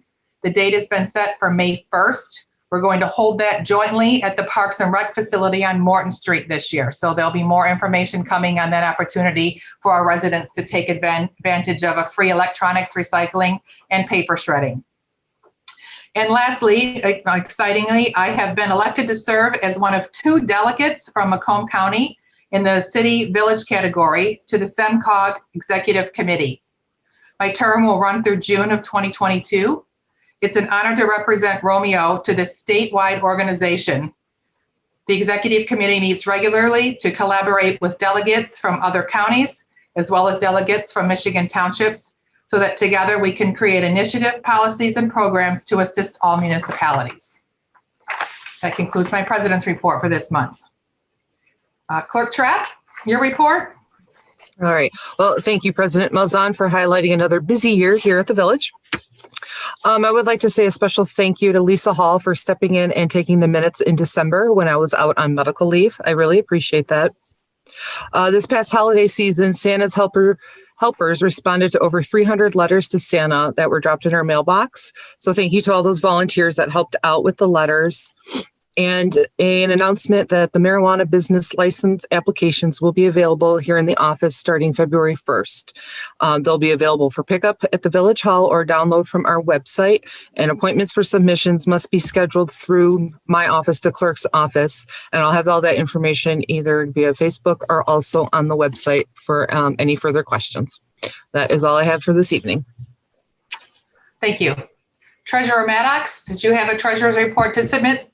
Yes, Positive Pay is our fraud protection that is up and running, and that's active. Also our Point and Pay, which is our credit card processing. For this past year, I'm not aware of any issues or concerns. Immediately when the resident goes out onto the website to make their payment is instantly applied to the appropriate bill or invoice, and I will be providing a revenue report for all the fees that we collected for this past year. And I'll be setting up additional payment options for sidewalk repair permits and buildings, hopefully this coming year. And that concludes my report. Excellent. Does anybody have any questions for Treasurer Maddox? All right, thank you, Sherry. The trustee reports. Do we have any trustees who wanted to offer a report this month? Ansky, yes. Poznansky, you have the floor. First, I'd like to start off with, we are once again postponing our trustee talk with the governor's orders and such. We can't rent a room, but be looking on my Facebook page. I'm with Meg. I will be giving an update later this week. Second, I will be starting February 1st. I am trying to go for my zoning administrator certificate. This will take me into March, where I will have completion of that. And February 5th, I will be attending the Zoom informational meeting that is offered. It was offered, supported by multiple people. All of us trustees got it in our email. It's about legalized marijuana and the effect, how it will work in our communities and with our youth. And last but not least, I just wanted to make everybody aware that this current water bill that we all just received, that is our last water bill under the old rate. So the next water bill that you receive will be at the higher rate. So everybody, please just be aware with your usage and planning. Thank you. Okay. Any other trustee reports? I had some questions, Christine, if I could ask them. Is this a question or is this your report? Questions, please. Okay, I'm concerned about that, but go ahead. No, this is time for you to report on your activities as a trustee.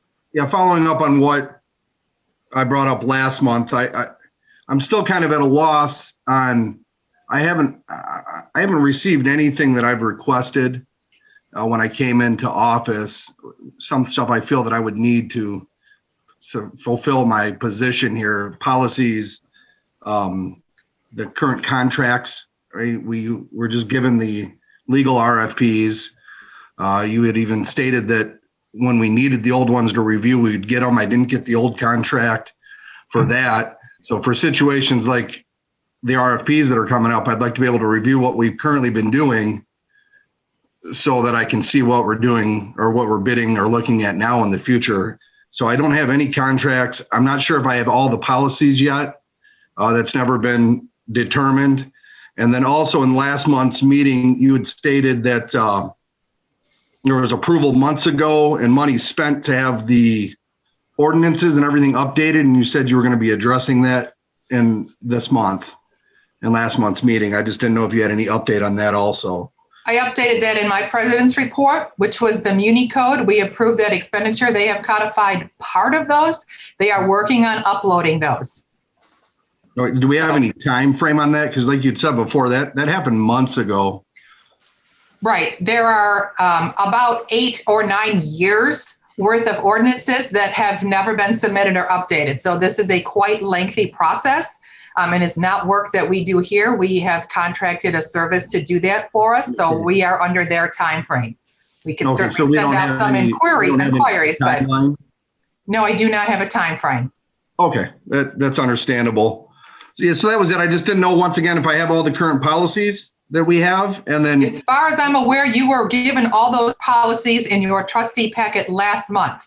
They included the ones that you requested for sexual harassment, our purchasing policy. I said that we would address our rules and procedures, which is in your packet for this month. You were given a copy of the ordinance book, and even though I had told you that it was not updated, I explained why it wasn't updated. So I believe you have all of the documents that you've requested. You received them last month. If there's something that you're still missing, you can certainly send us a list and we can follow up. Current contracts. I would just a copy of all our current contracts. Justin, we have contracts that go back for 40 years. So I'm not sure what contracts in particular that you're looking for. Correct. We have contracts with Bruce Township for the water department. We have contracts for, almost every service, whether or not it's a contractor contract or a 425 municipal agreement that could also be considered a contract. So again, yeah, and in the email I sent you and Clerk Trapp, I kind of addressed some of the ones that I was looking for in that stuff that's going to come up that we're going to have to review, that might come up for bid, RFPs like legal. I'm pretty sure I included that in the email. So I just was wondering when I can expect those. I'm under the impression and understanding that what you received in your packet last month was what you requested. If you still feel like you are missing some items, you can certainly submit another email or contact us, and we'll try and get that to you as soon as we can. Yeah, I appreciate that. And again, I would just note that this time is for a trustee report. So it is for activities that you have done as a trustee. So let's try and stick to our business if we can to eliminate any lengthy meetings. I'd really appreciate that. So if there's something that you've done that you needed to highlight, certainly now would be the time to do that. Did you have anything else to input? No, my understanding was that it was other information that could be of need for the board or an individual trustee also. I thought that's how it was listed on there, so I apologize. Not a problem. Are there any other trustee reports? President Malzahn? Bartholomew, you have the floor. Yeah, I just wanted to, I see we have sidewalk committee coming up at 10A. And if I may, I know you're going to pretty much cover just about everything, but if I have anything to add to that then, may I do that then? Why don't you go ahead and do that now? Because actually I was going to say that there's no activity on the sidewalk committee at this time. Okay. We haven't met or done anything, so. Okay, well then I would like to take an opportunity just to say that over the last couple of years that we've been doing this, I think it's been a great success. I'm getting a lot of comments. People love it, especially when there's a little bit of snow where they know that the sidewalks have been repaired. You know, there's not going to be a trip hazard coming up that you can't see.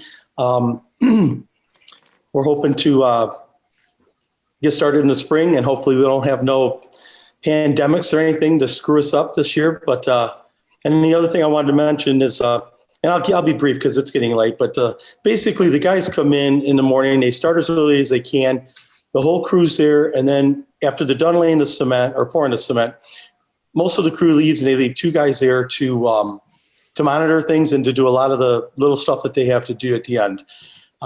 They also monitor for people maybe, that might step in the cement. I've actually seen somebody accidentally step in it.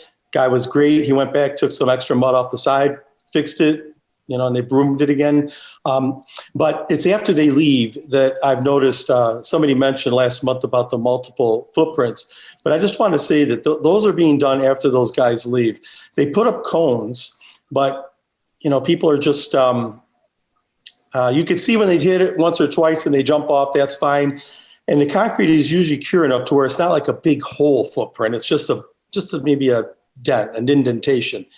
But if the residents could, out of respect, I did see, I walked them all and I saw a lot of handprints and initials and dates and somebody let the kid run down without his shoes on or her shoe, I don't know. And you could see the little footprints with the little toes. And if we could just not do that and just have a little more respect And but I didn't want that to reflect on the contractor. He's doing a great job, and I'm looking forward to this coming year as well.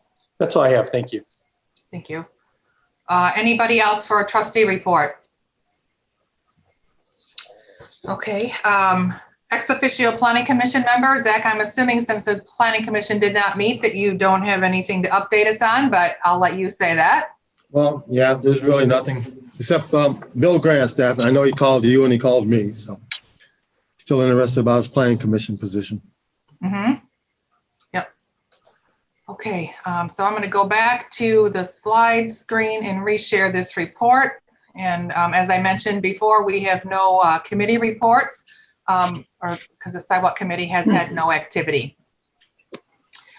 So we can move on now to unfinished business. We have in our packet the two DPW security system proposals. You heard from both submissions, Audio Century and from SYO.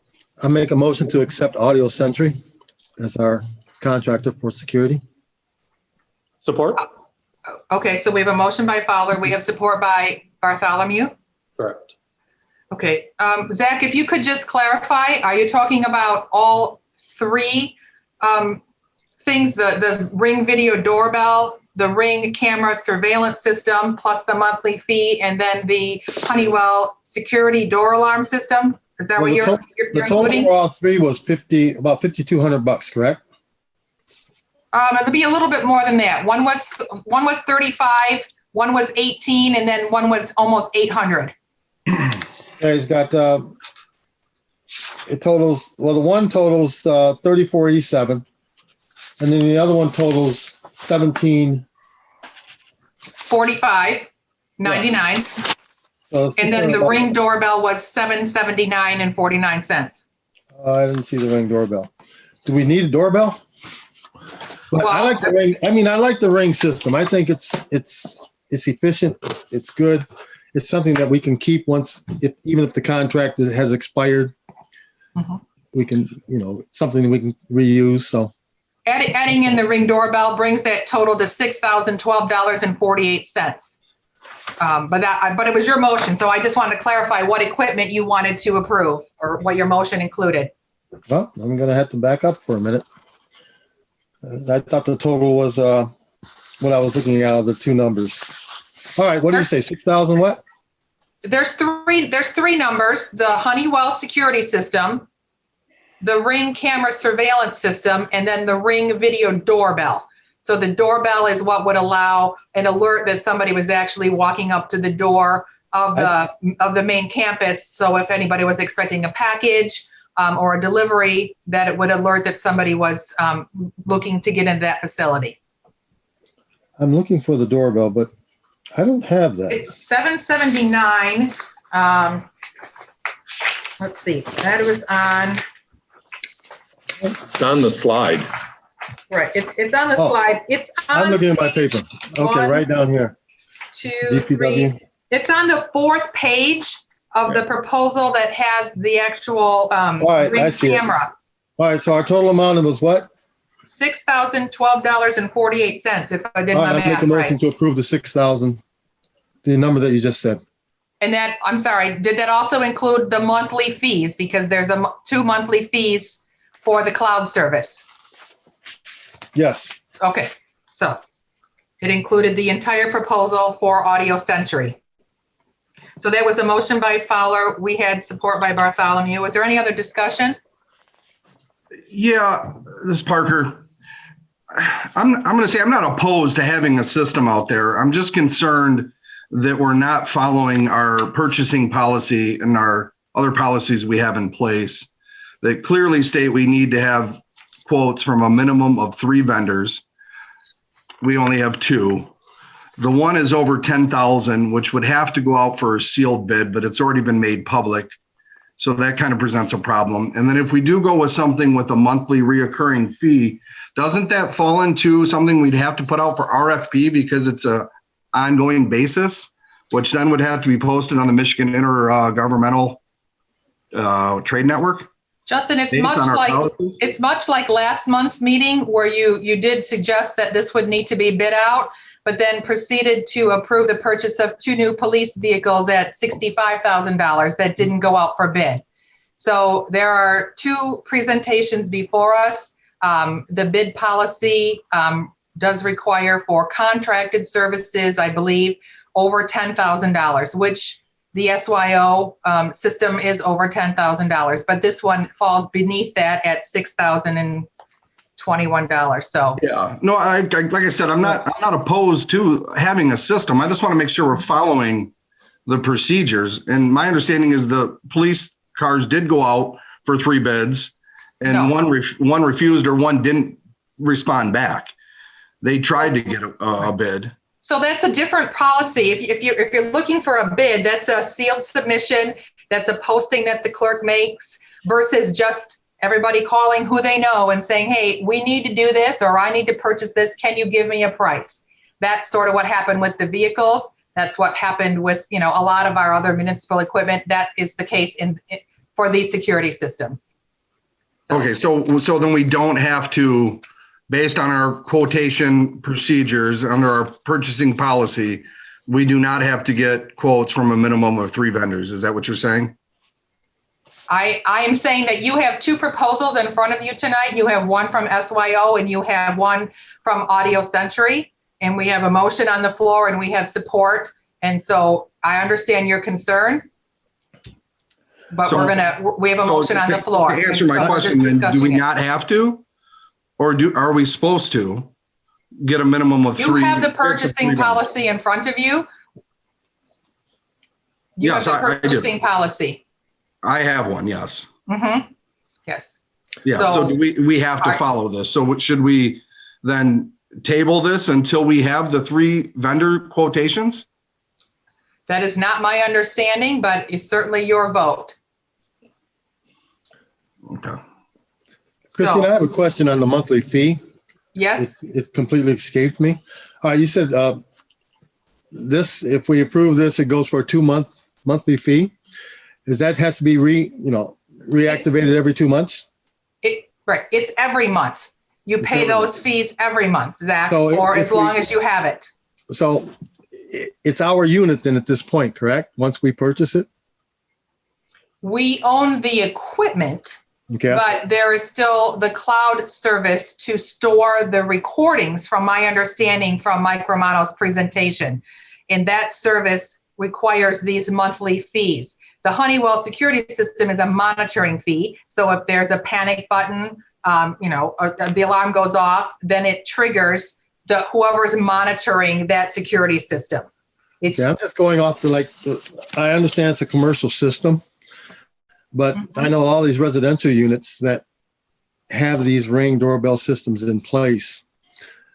You monitor your own situation. I mean, it comes across your phone. You're not paying a monthly fee for it to be in the sky or whatever it is, but you're just paying that fee to be online. It's my understanding that the Ring surveillance systems do incur a monthly cloud-based storage fee. That's $14.95. Okay. The Honeywell security monthly fee, $34.95, would be like if you were using an ADP service, right? You got somebody on the other end that's, the alarm is triggered in their building and then they're calling 911 on your behalf to dispatch an officer. That's what that monthly service fee would be, of $34.95 for the door system. Okay. I'll keep my motion in place. Okay. So we have a motion by Fowler. We have support by... one other just comment is that whole portion of the Honeywell wasn't even in the other proposal. This is something that was in addition to. You have a camera system, and then you have the system that is protecting the building from even fire and, break-ins, obviously. So we actually have 2 systems here. Yes. As we see on the screen, Christine, that's just for the security portion from the Honeywell, correct? Because there was some other stuff that he also talked about with the overhead doors, which would be another $1,200. And then the setup for the online access with the Honeywell was, I think, another $85 plus another $10 a month to be able to access that via, I think, mobile. Is that correct? Is that something we're not going to include in this? I'm sorry, Justin, I'm not following you. I listened to the proposal. Yeah, page, what it included, right, is listed on the bid sheets that you have in your packet. All I see on your screen here is the page 3, which is the $1754.99. Right. And then the $34.95 a month. But then the next page does talk about some of the additional stuff that he talked about. So I just want to make sure that we're all aware that we're not proposing to include everything that he proposed, right? Because there's correct. The it's overhead just stuff for just for the first 3 pages. Yep. Okay. All right. Any further discussion? Can you call the roll on that, Catherine? Poznansky has a question. Oh, yes. Sorry, Megan, you have the floor. Trying to talk over people. I was trying to wait my turn. Thank you. So I've heard both contractors say, one said that they made their offerings based on the objectives at their on-site walkthrough that they were given. And the other one said that they provided this scope of work based on hearing what our needs are. Yet I see 2 very different systems being offered. So first, to even make a knowledgeable decision here, what are our objectives? What are we trying to do? So just to be clear, both of them did get an on-site walkthrough. So we met both companies out there and had the same discussion with them. And so the objective was, 1, to take care of an audit note that came from Paul Bailey through for our audit. That was there really should be a better monitoring system in place for the fuel pod. There is basically just a written log when someone comes and refuels, no matter what time of day it is, an officer, the DPW, a wastewater treatment plant. And so that would help should there be an issue, and we've not had an issue, but should there be an issue, we would have a camera system on that fuel pod to understand exactly who was fueling and we could log the time. So that was initial conversation number 1.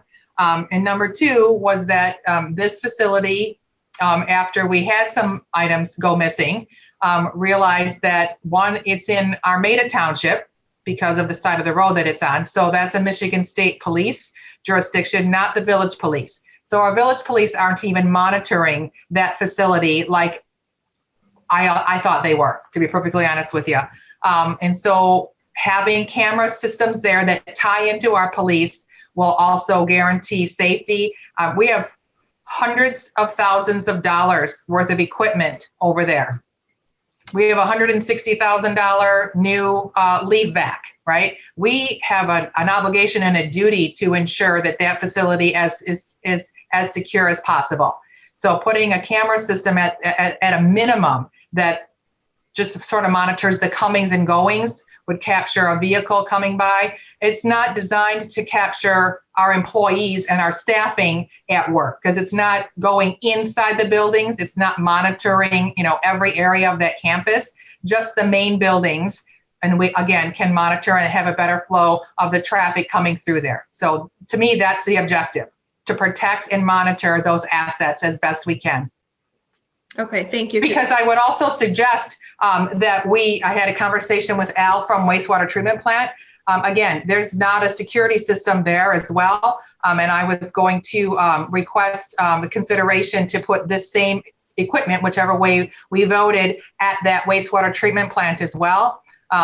Al still, again, feels a need to at least monitor who's coming and going. Apparently there was an incident where a Washington Township guest came into the facility. No one knew that they were there. The staff left and locked the gate and they were locked inside. The Washington Township had to call our local police department to come and sort of let them out. So at least it would alert the supervisor that somebody was on the campus. Christine, I have one more question here. Yes. It's was there, according to what Justin was saying, I know you said you walked the area with the separate contractors. did they have anything in writing, an RFP to bid from? No, we talked about what our objectives were. We showed them the areas of concern. They looked at the campus and in their expert opinions, they determined what we needed to monitor what we were looking for. Okay. And my second These question. are two completely different systems. One is a legitimate, camera, an alarm system, and the other one is a Ring camera monitoring system, with the exception of the Honeywell door security system of the main building where Darlene's office is and Tim's office are. I think what Mr. Parker was trying to get at was the two contractors were bidding with the material that they had on separate situations. I see what Justin was saying, but that's the only reason why I asked was an RFP or a scope of work for these guys to look at. It was a verbal conversation that we had, and we met out there with the DPW supervisor. Okay. My second question would be, you mentioned that, I guess it would be Mr. Clark, if I could ask him a question, would be we can't enter our own property or monitor our own property, Mr. Clark? What do you mean by that, Zach? Well, you mentioned that we have to call the state police or the county if something happens out there at our property, our yard in Armada Township. That's the jurisdiction of the Michigan State Police. So my question to Mr. Clark is, can we pass an ordinance or whatever to have our police monitor our property, even though it's in a different township? You would have to have a 425 agreement with Armada for that to be allowed. Because we had the same issue arise at the middle school building when we wanted to put a safety officer up there. That building technically is in Bruce Township, which is serviced also by the Michigan State Police. So we would have to have an agreement between the municipalities that would allow for our police force to have jurisdiction in that area. Well, if I remember correctly, or be requested, one of the two. I see what you mean by that's 425 though, but don't we currently have a agreement with Armada Township on the sewers? No. I thought we did. Running something up underneath the road? All right. And can I ask Mr. Clark that same question? I know you probably got your information from Mr. Clark. Mr. Clark, do you have any input on jurisdiction in another municipality from our legal? The property is in Armada Township. The Romeo Police Department really has no jurisdiction except if requested by Armada Township, or if somebody was in what we commonly call hot pursuit. They can pursue somebody onto that property, and the village could monitor its own property, just as we do in our homes. We monitor our own homes. We can protect our own homes. The village can protect its own property, but as far as law enforcement, it's in Armada Township, and unless requested by Armada Township to enforce Armada Township laws, ordinances, then the village police, other than protecting its own property, has no real enforcement ability. So basically, like if our policemen pull somebody over outside the village, we have to call the state police in order to make the ticket happen, or they take over. But we can monitor our own property. Our police can go there. Well, sure. They go there, right. The police can go there. They just technically don't have the ability to go there and arrest somebody unless Armada Township asks them to do so. Could they detain somebody if somebody was breaking into the building? Could they detain somebody and wait for either the Macomb County Sheriff's Department to arrive or the state police? That's what I want to know. Yes, they could, but that's not the same as exercising their full panoply of law enforcement powers. But we do have the ability to go onto the property and detain somebody if they're breaking into it or causing any type of just as a homeowner could do. Okay, sure. That's all right. That's good. President Malzahn? President Malzahn? Yes, Bartholomew? Yes, I just wanted to say that, we've already had incidences and everyone has security. They're amazing. I think it's a wise thing for us to do. Thank you. All right. Is there any further discussion? Yeah, I'd like to follow up with Mr. Clark. I know we discussed briefly, but I'd just like to get his input on if we have any obligation to follow our quoting practice, our purchasing policy, and because it's going to be a reoccurring monthly fee, does this have to be an RFP? Well, first of all, if you have policies, as a general matter, I will say, and my advice is you should follow your policies. I'm not weighing in on whether a particular policy was followed or not followed. But if you have policies, the purpose is to know what you're supposed to be doing, how you're going to do it, and how that process is going to be governed. So I will say your policies should be followed. But policies are made by the council. They can be changed by the council. They do not have the force of ordinance. They do not have the force of law. They are rules by which you govern yourselves. And so I recommend if you have policies, you follow your policies. With respect to the recurring monthly fee, I think it's appropriate if you approve it at the inception. So you approve the concept, we're going to have this system, it's going to cost X number of dollars for hardware, software, installation, and then as a maintenance, there's going to be a recurring monthly fee. That is much like, and I think it's appropriate to look at that, like your utility bills. You pay a Detroit Edison bill every month. You pay a Semco gas bill every month. Phone bill every month, and those bills are listed, and you look at your list of bills to be paid or for which check, and you as trustees authorize the payment of those bills. And I think your monthly fees can be included and treated in that type of an approach and with that format. I don't think you're required to get, regardless of what your policy might be, I don't think your policy contemplates that you'll need an RFP every month for the monthly fee if you commit to that fee at the front end. Copy. I guess I wasn't looking for a monthly, just based on should be brought up at least every 5 years based on a reoccurring professional service. Well, again, I think I do think the council has a responsibility to look at all of its fees and expenses, and if they recur, just as if your utility bill, one of your utility bills seems out of whack. I realize that the ones I mentioned, it's hard to get electricity from other places. It's hard to get your natural gas from other places. You can, but I don't want to walk into those weeds. But the idea is, yeah, you should monitor your fees. You should see that you're getting an appropriate service for the amount of money that you're paying. Really appropriate to examine those fees. Great, thank you. Thank you, Mr. Clark. All right, we have a motion on the table by Fowler. We have support by Bartholomew to purchase the audio sensory equipment for the 3 pieces for the DPW security system. Can you please call the roll on that, Catherine? Fowler, Yes. Bartholomew,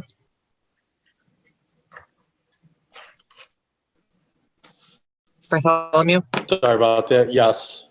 Edwards, Yes. Parker, No. Poznanski, No, this should go for RFP. Fowler. You already called me. I sure did. Hart, Art, yes.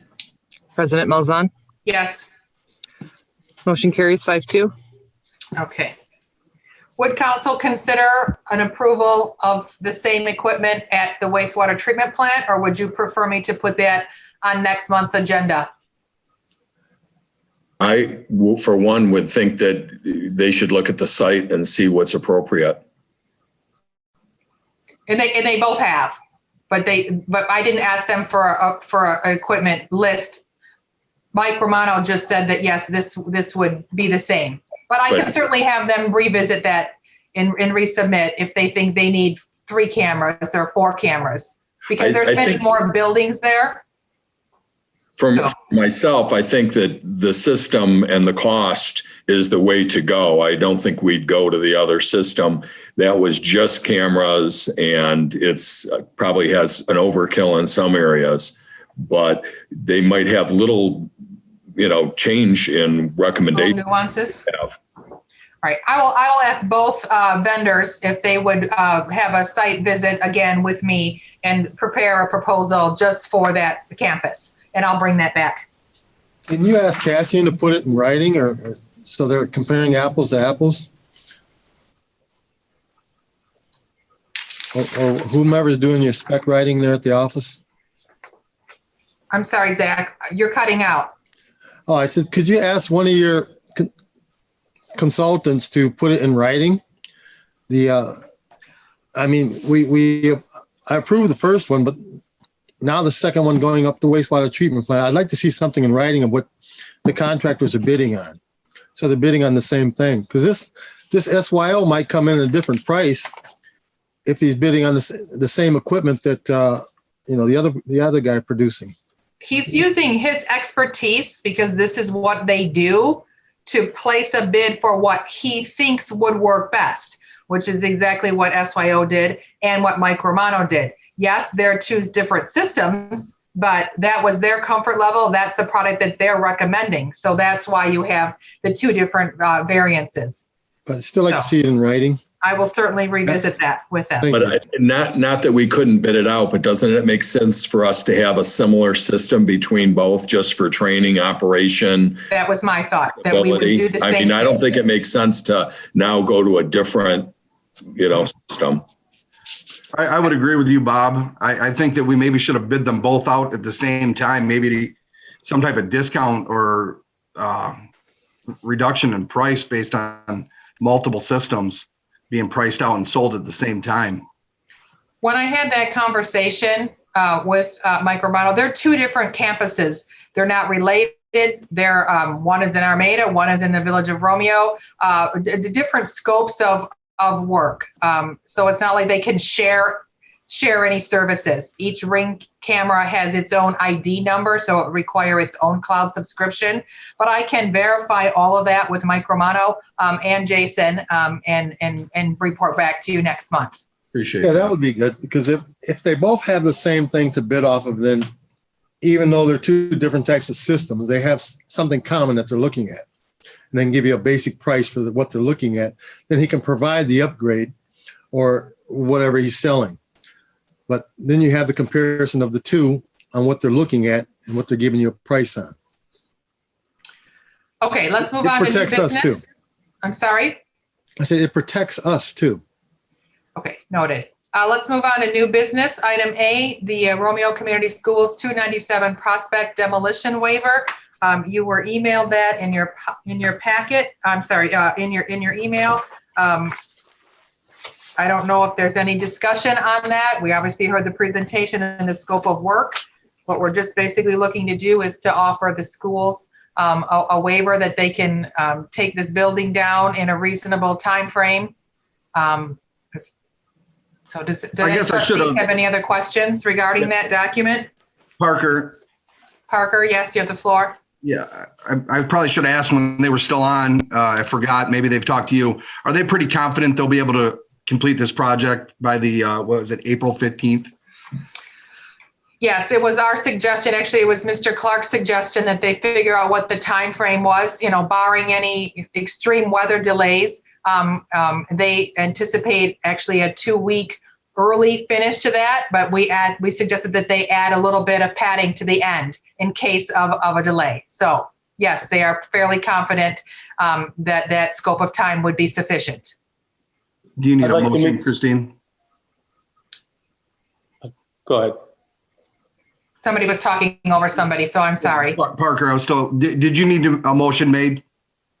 Yes, I'm looking for a motion to approve the document that Mark drafted for the ordinance waiver. I'd make a motion to approve the RSC 297 prospect demolition waiver and proposal that was presented to us. Okay, we have a motion by Parker. We have support by Hart. Any further discussion? Can you call the roll, please? Parker, Yes. Hart, Yes. Bartholomew, Yes. Fowler, Yes. President Malzahn, Yes. Poznanski, Ansky, yes. and Edwards.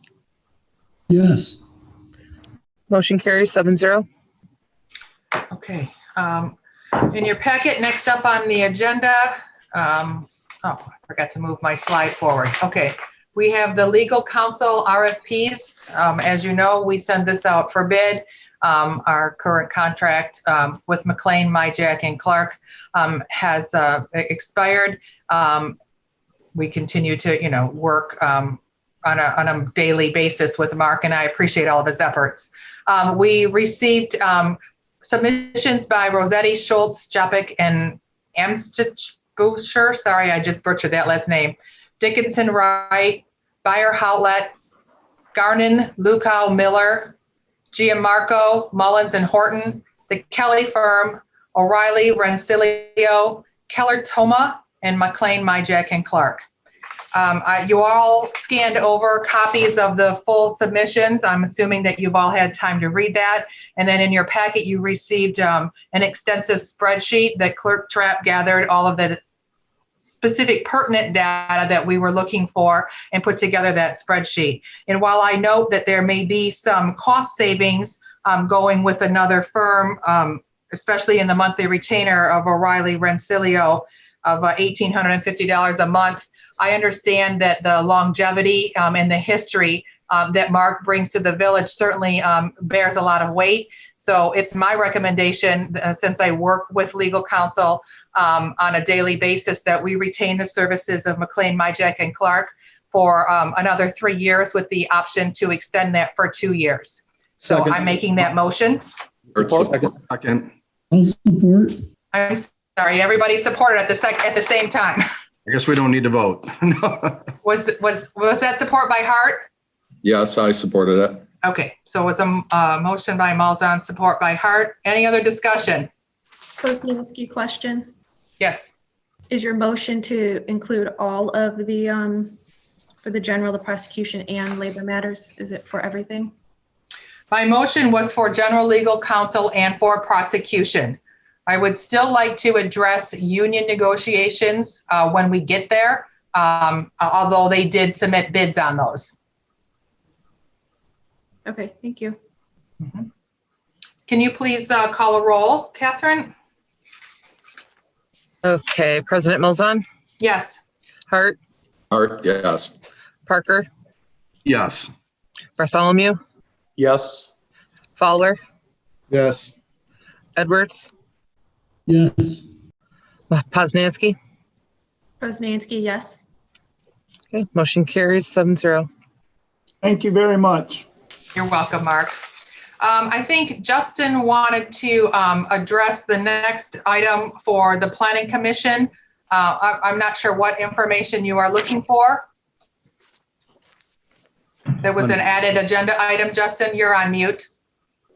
I think am I off now? Can you hear me? Yes. Okay. So, yeah, you handed out last month the list of members on the Planning Commission. I know we took off Elizabeth Kellogg and so forth. I don't see Grandstaff on here, and I didn't know when his appointment ended. His term goes through April of 2021. Okay, and so that's who Elizabeth would have been replacing, is my understanding? That would be correct. Okay. So with that, based off the Michigan Planning Board and Enabling Act, we're supposed to have a third of our membership fall off every year. So the only concern I have with the appointment of Nolan is that you're keeping him on the 2023 fall off also. So that would give us more members than a third to fall off in 2023. And we already have the full amount falling off, it looks like, in 2022, unless the list you gave us is different than what's actual. So my understanding would be that we would have to appoint Nolan to a term that would be ending December 2021, and then we could look to reappoint him for another 3-year term to 2024 at that time. I'll have to go back and revisit Kim Davis's term, because obviously he's filling the vacancy that was created by. Some of these appointments were made midterm, and that's possible where the term expiration date got a little janky. And so yeah, because if his term ended April 2021, then the new appointment should be for grant staff would be then 2024 for a 3-year term would be my understanding. And then we've already got 3 members falling off in 22. And then 3 members falling off in 23, based on what you gave us. 22, 22, 22. Right. 3 in December of 22, 21, 21, and then 23, 23, 23. Okay. So I can certainly amend that appointment. Did it answer your questions regarding the Planning Commission? That and the current appointment, I don't know if it would be with this or in the next item. Are we looking to replace grant staff with Nolan, or are we looking to put him in an open seat that's currently there? Or is he replacing someone? My nomination was for Nolan to fill the vacancy created by the exit of Kim Davis. Okay. Right. So my appointment and my recommendation for Nolan would be for the term ending December 20, I can say 21, if that is the statute where those expiration dates fall, and then reappoint him at the end of 21. So I'm happy to make that adjustment, term ending December of 21. I'd also like to fill in the blanks here now that council has voted to retain legal services for the 21 annual appointments of village attorney Mark Clark, and village prosecutor also Mark Clark. So there'll be the 3 appointments, are the 3 nominations that I'm bringing forward for you tonight to consider. Okay, I'll make a motion that we accept your recommendation of Nolan Care for a term ending in December of 2021. Okay. I'll support that. Okay, so we had a motion by Hart, we had support by Parker. Do we have any other discussion? Ansky question. Yes. I do appreciate the receiving Nolan's letter of interest this month. Were there any other letters of interest? Not for Planning Commission that I have received. Okay. And you were bringing this up a second time. So I'm assuming you have a very firm, or you really want Nolan. What do you see as such an asset that he will bring, that you are bringing this forward a second time? Right. So my concern was the residents that reached out to me that thought that they noted their embarrassment on how this body treated Nolan, thought that the political grandstanding that happened at last month's meeting was quite unacceptable. And they would appreciate me bringing his name forward again this month, which is why I am bringing his appointment forward again in January, because I do think, although I just recently met Nolan, I did not know him well. I noted your support of him through his trustee campaign. When I saw his signage, I just spoke to a couple of residents that I know. I thought this is a nice young gentleman that clearly has an interest in serving a municipality. And if he lives in Romeo, why not approach him for service in the village? So I asked him for a coffee. We had a couple of discussions, learned a little bit about his background, and thought he would be a perfect, fine example to join a board that could really look how to move the Planning Commission forward in compliance with all of the laws that they have to follow for not only the Zoning and Enabling Act, also, but our current ordinances. So I felt pretty strong that he would be a good fit. Okay, thank you for answering that. And I guess I don't understand any political grandstanding. It is our job as trustees to ask questions and be concerned. And my main concern was, I was simply asking what you asked as a trustee of your president, that we be included in the process, that we have a letter of recommendation, maybe, or their letter of interest, I'm sorry. And then maybe even a resume, because I recall a meeting where you and Trustee Hart asked the same thing of your past president. So I was just asking a similar thing of you.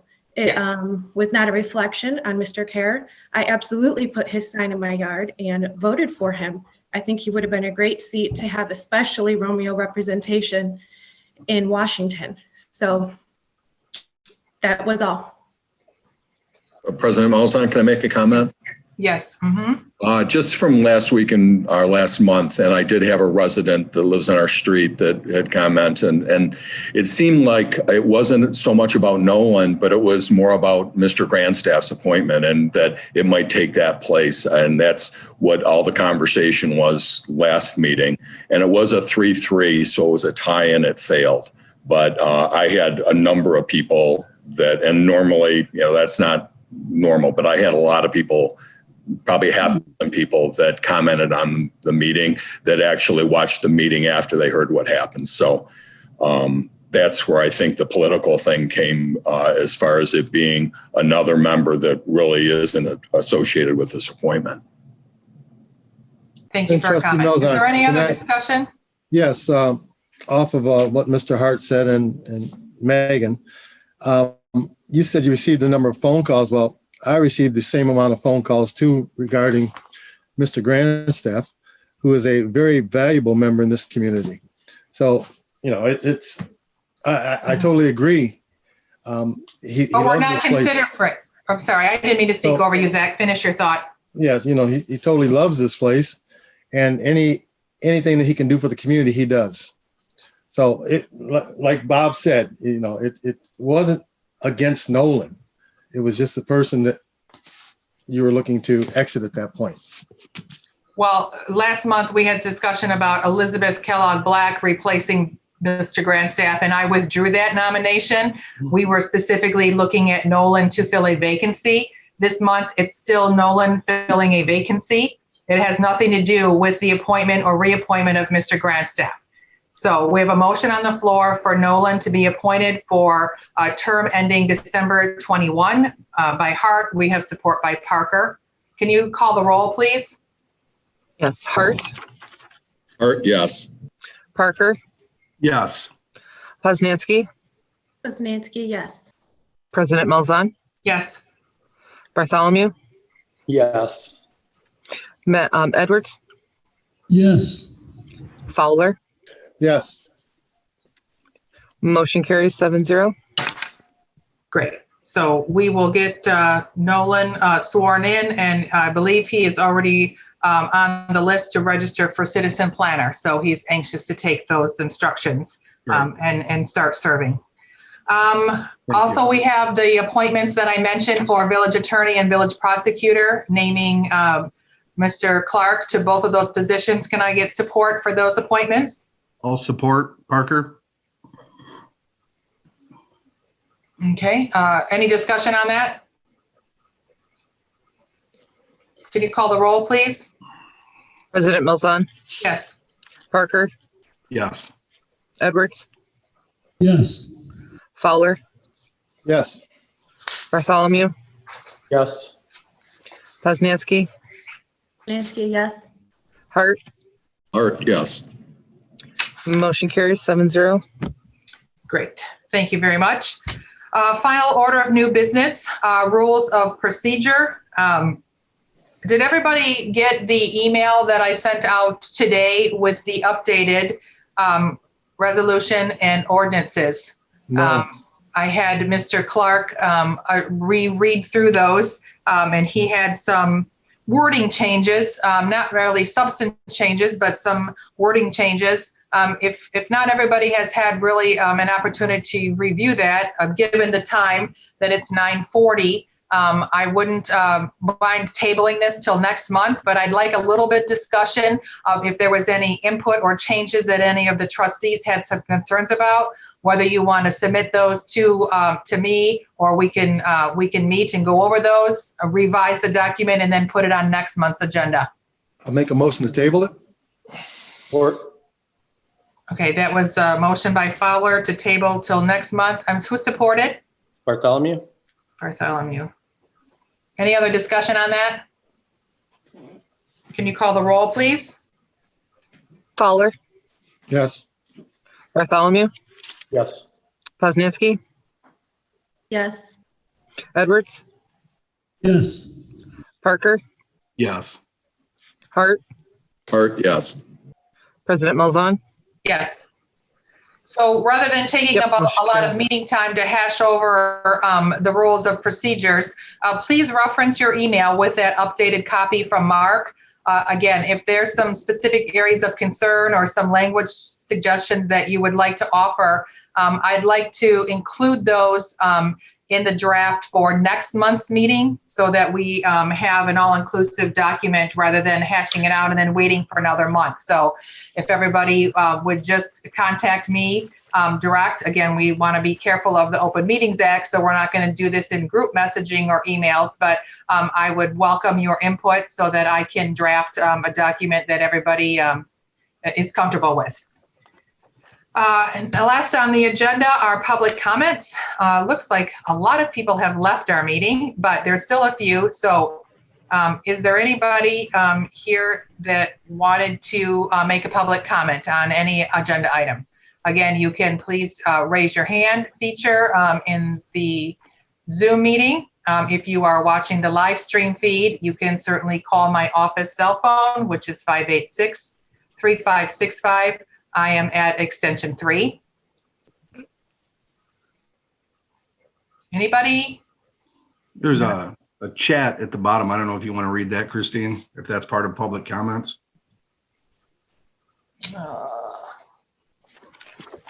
Let me see. What was the subject of the policy? Is there, I'm sorry, I don't know what Karen is referring to. Yeah, I just saw it pop up. I didn't know if it was related. Right.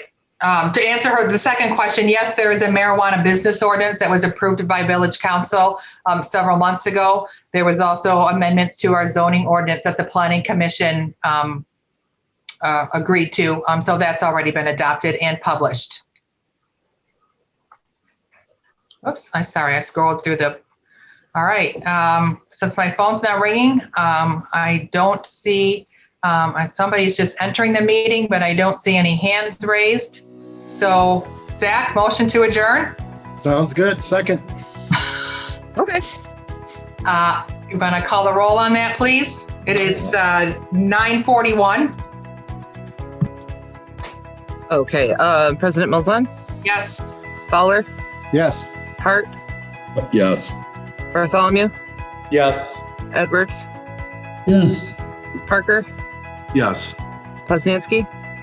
Poznansky, yes. All right, adjourned at 9:41. Thank you, everyone. Meeting adjourned. Thank you, everybody. Good night. Good night.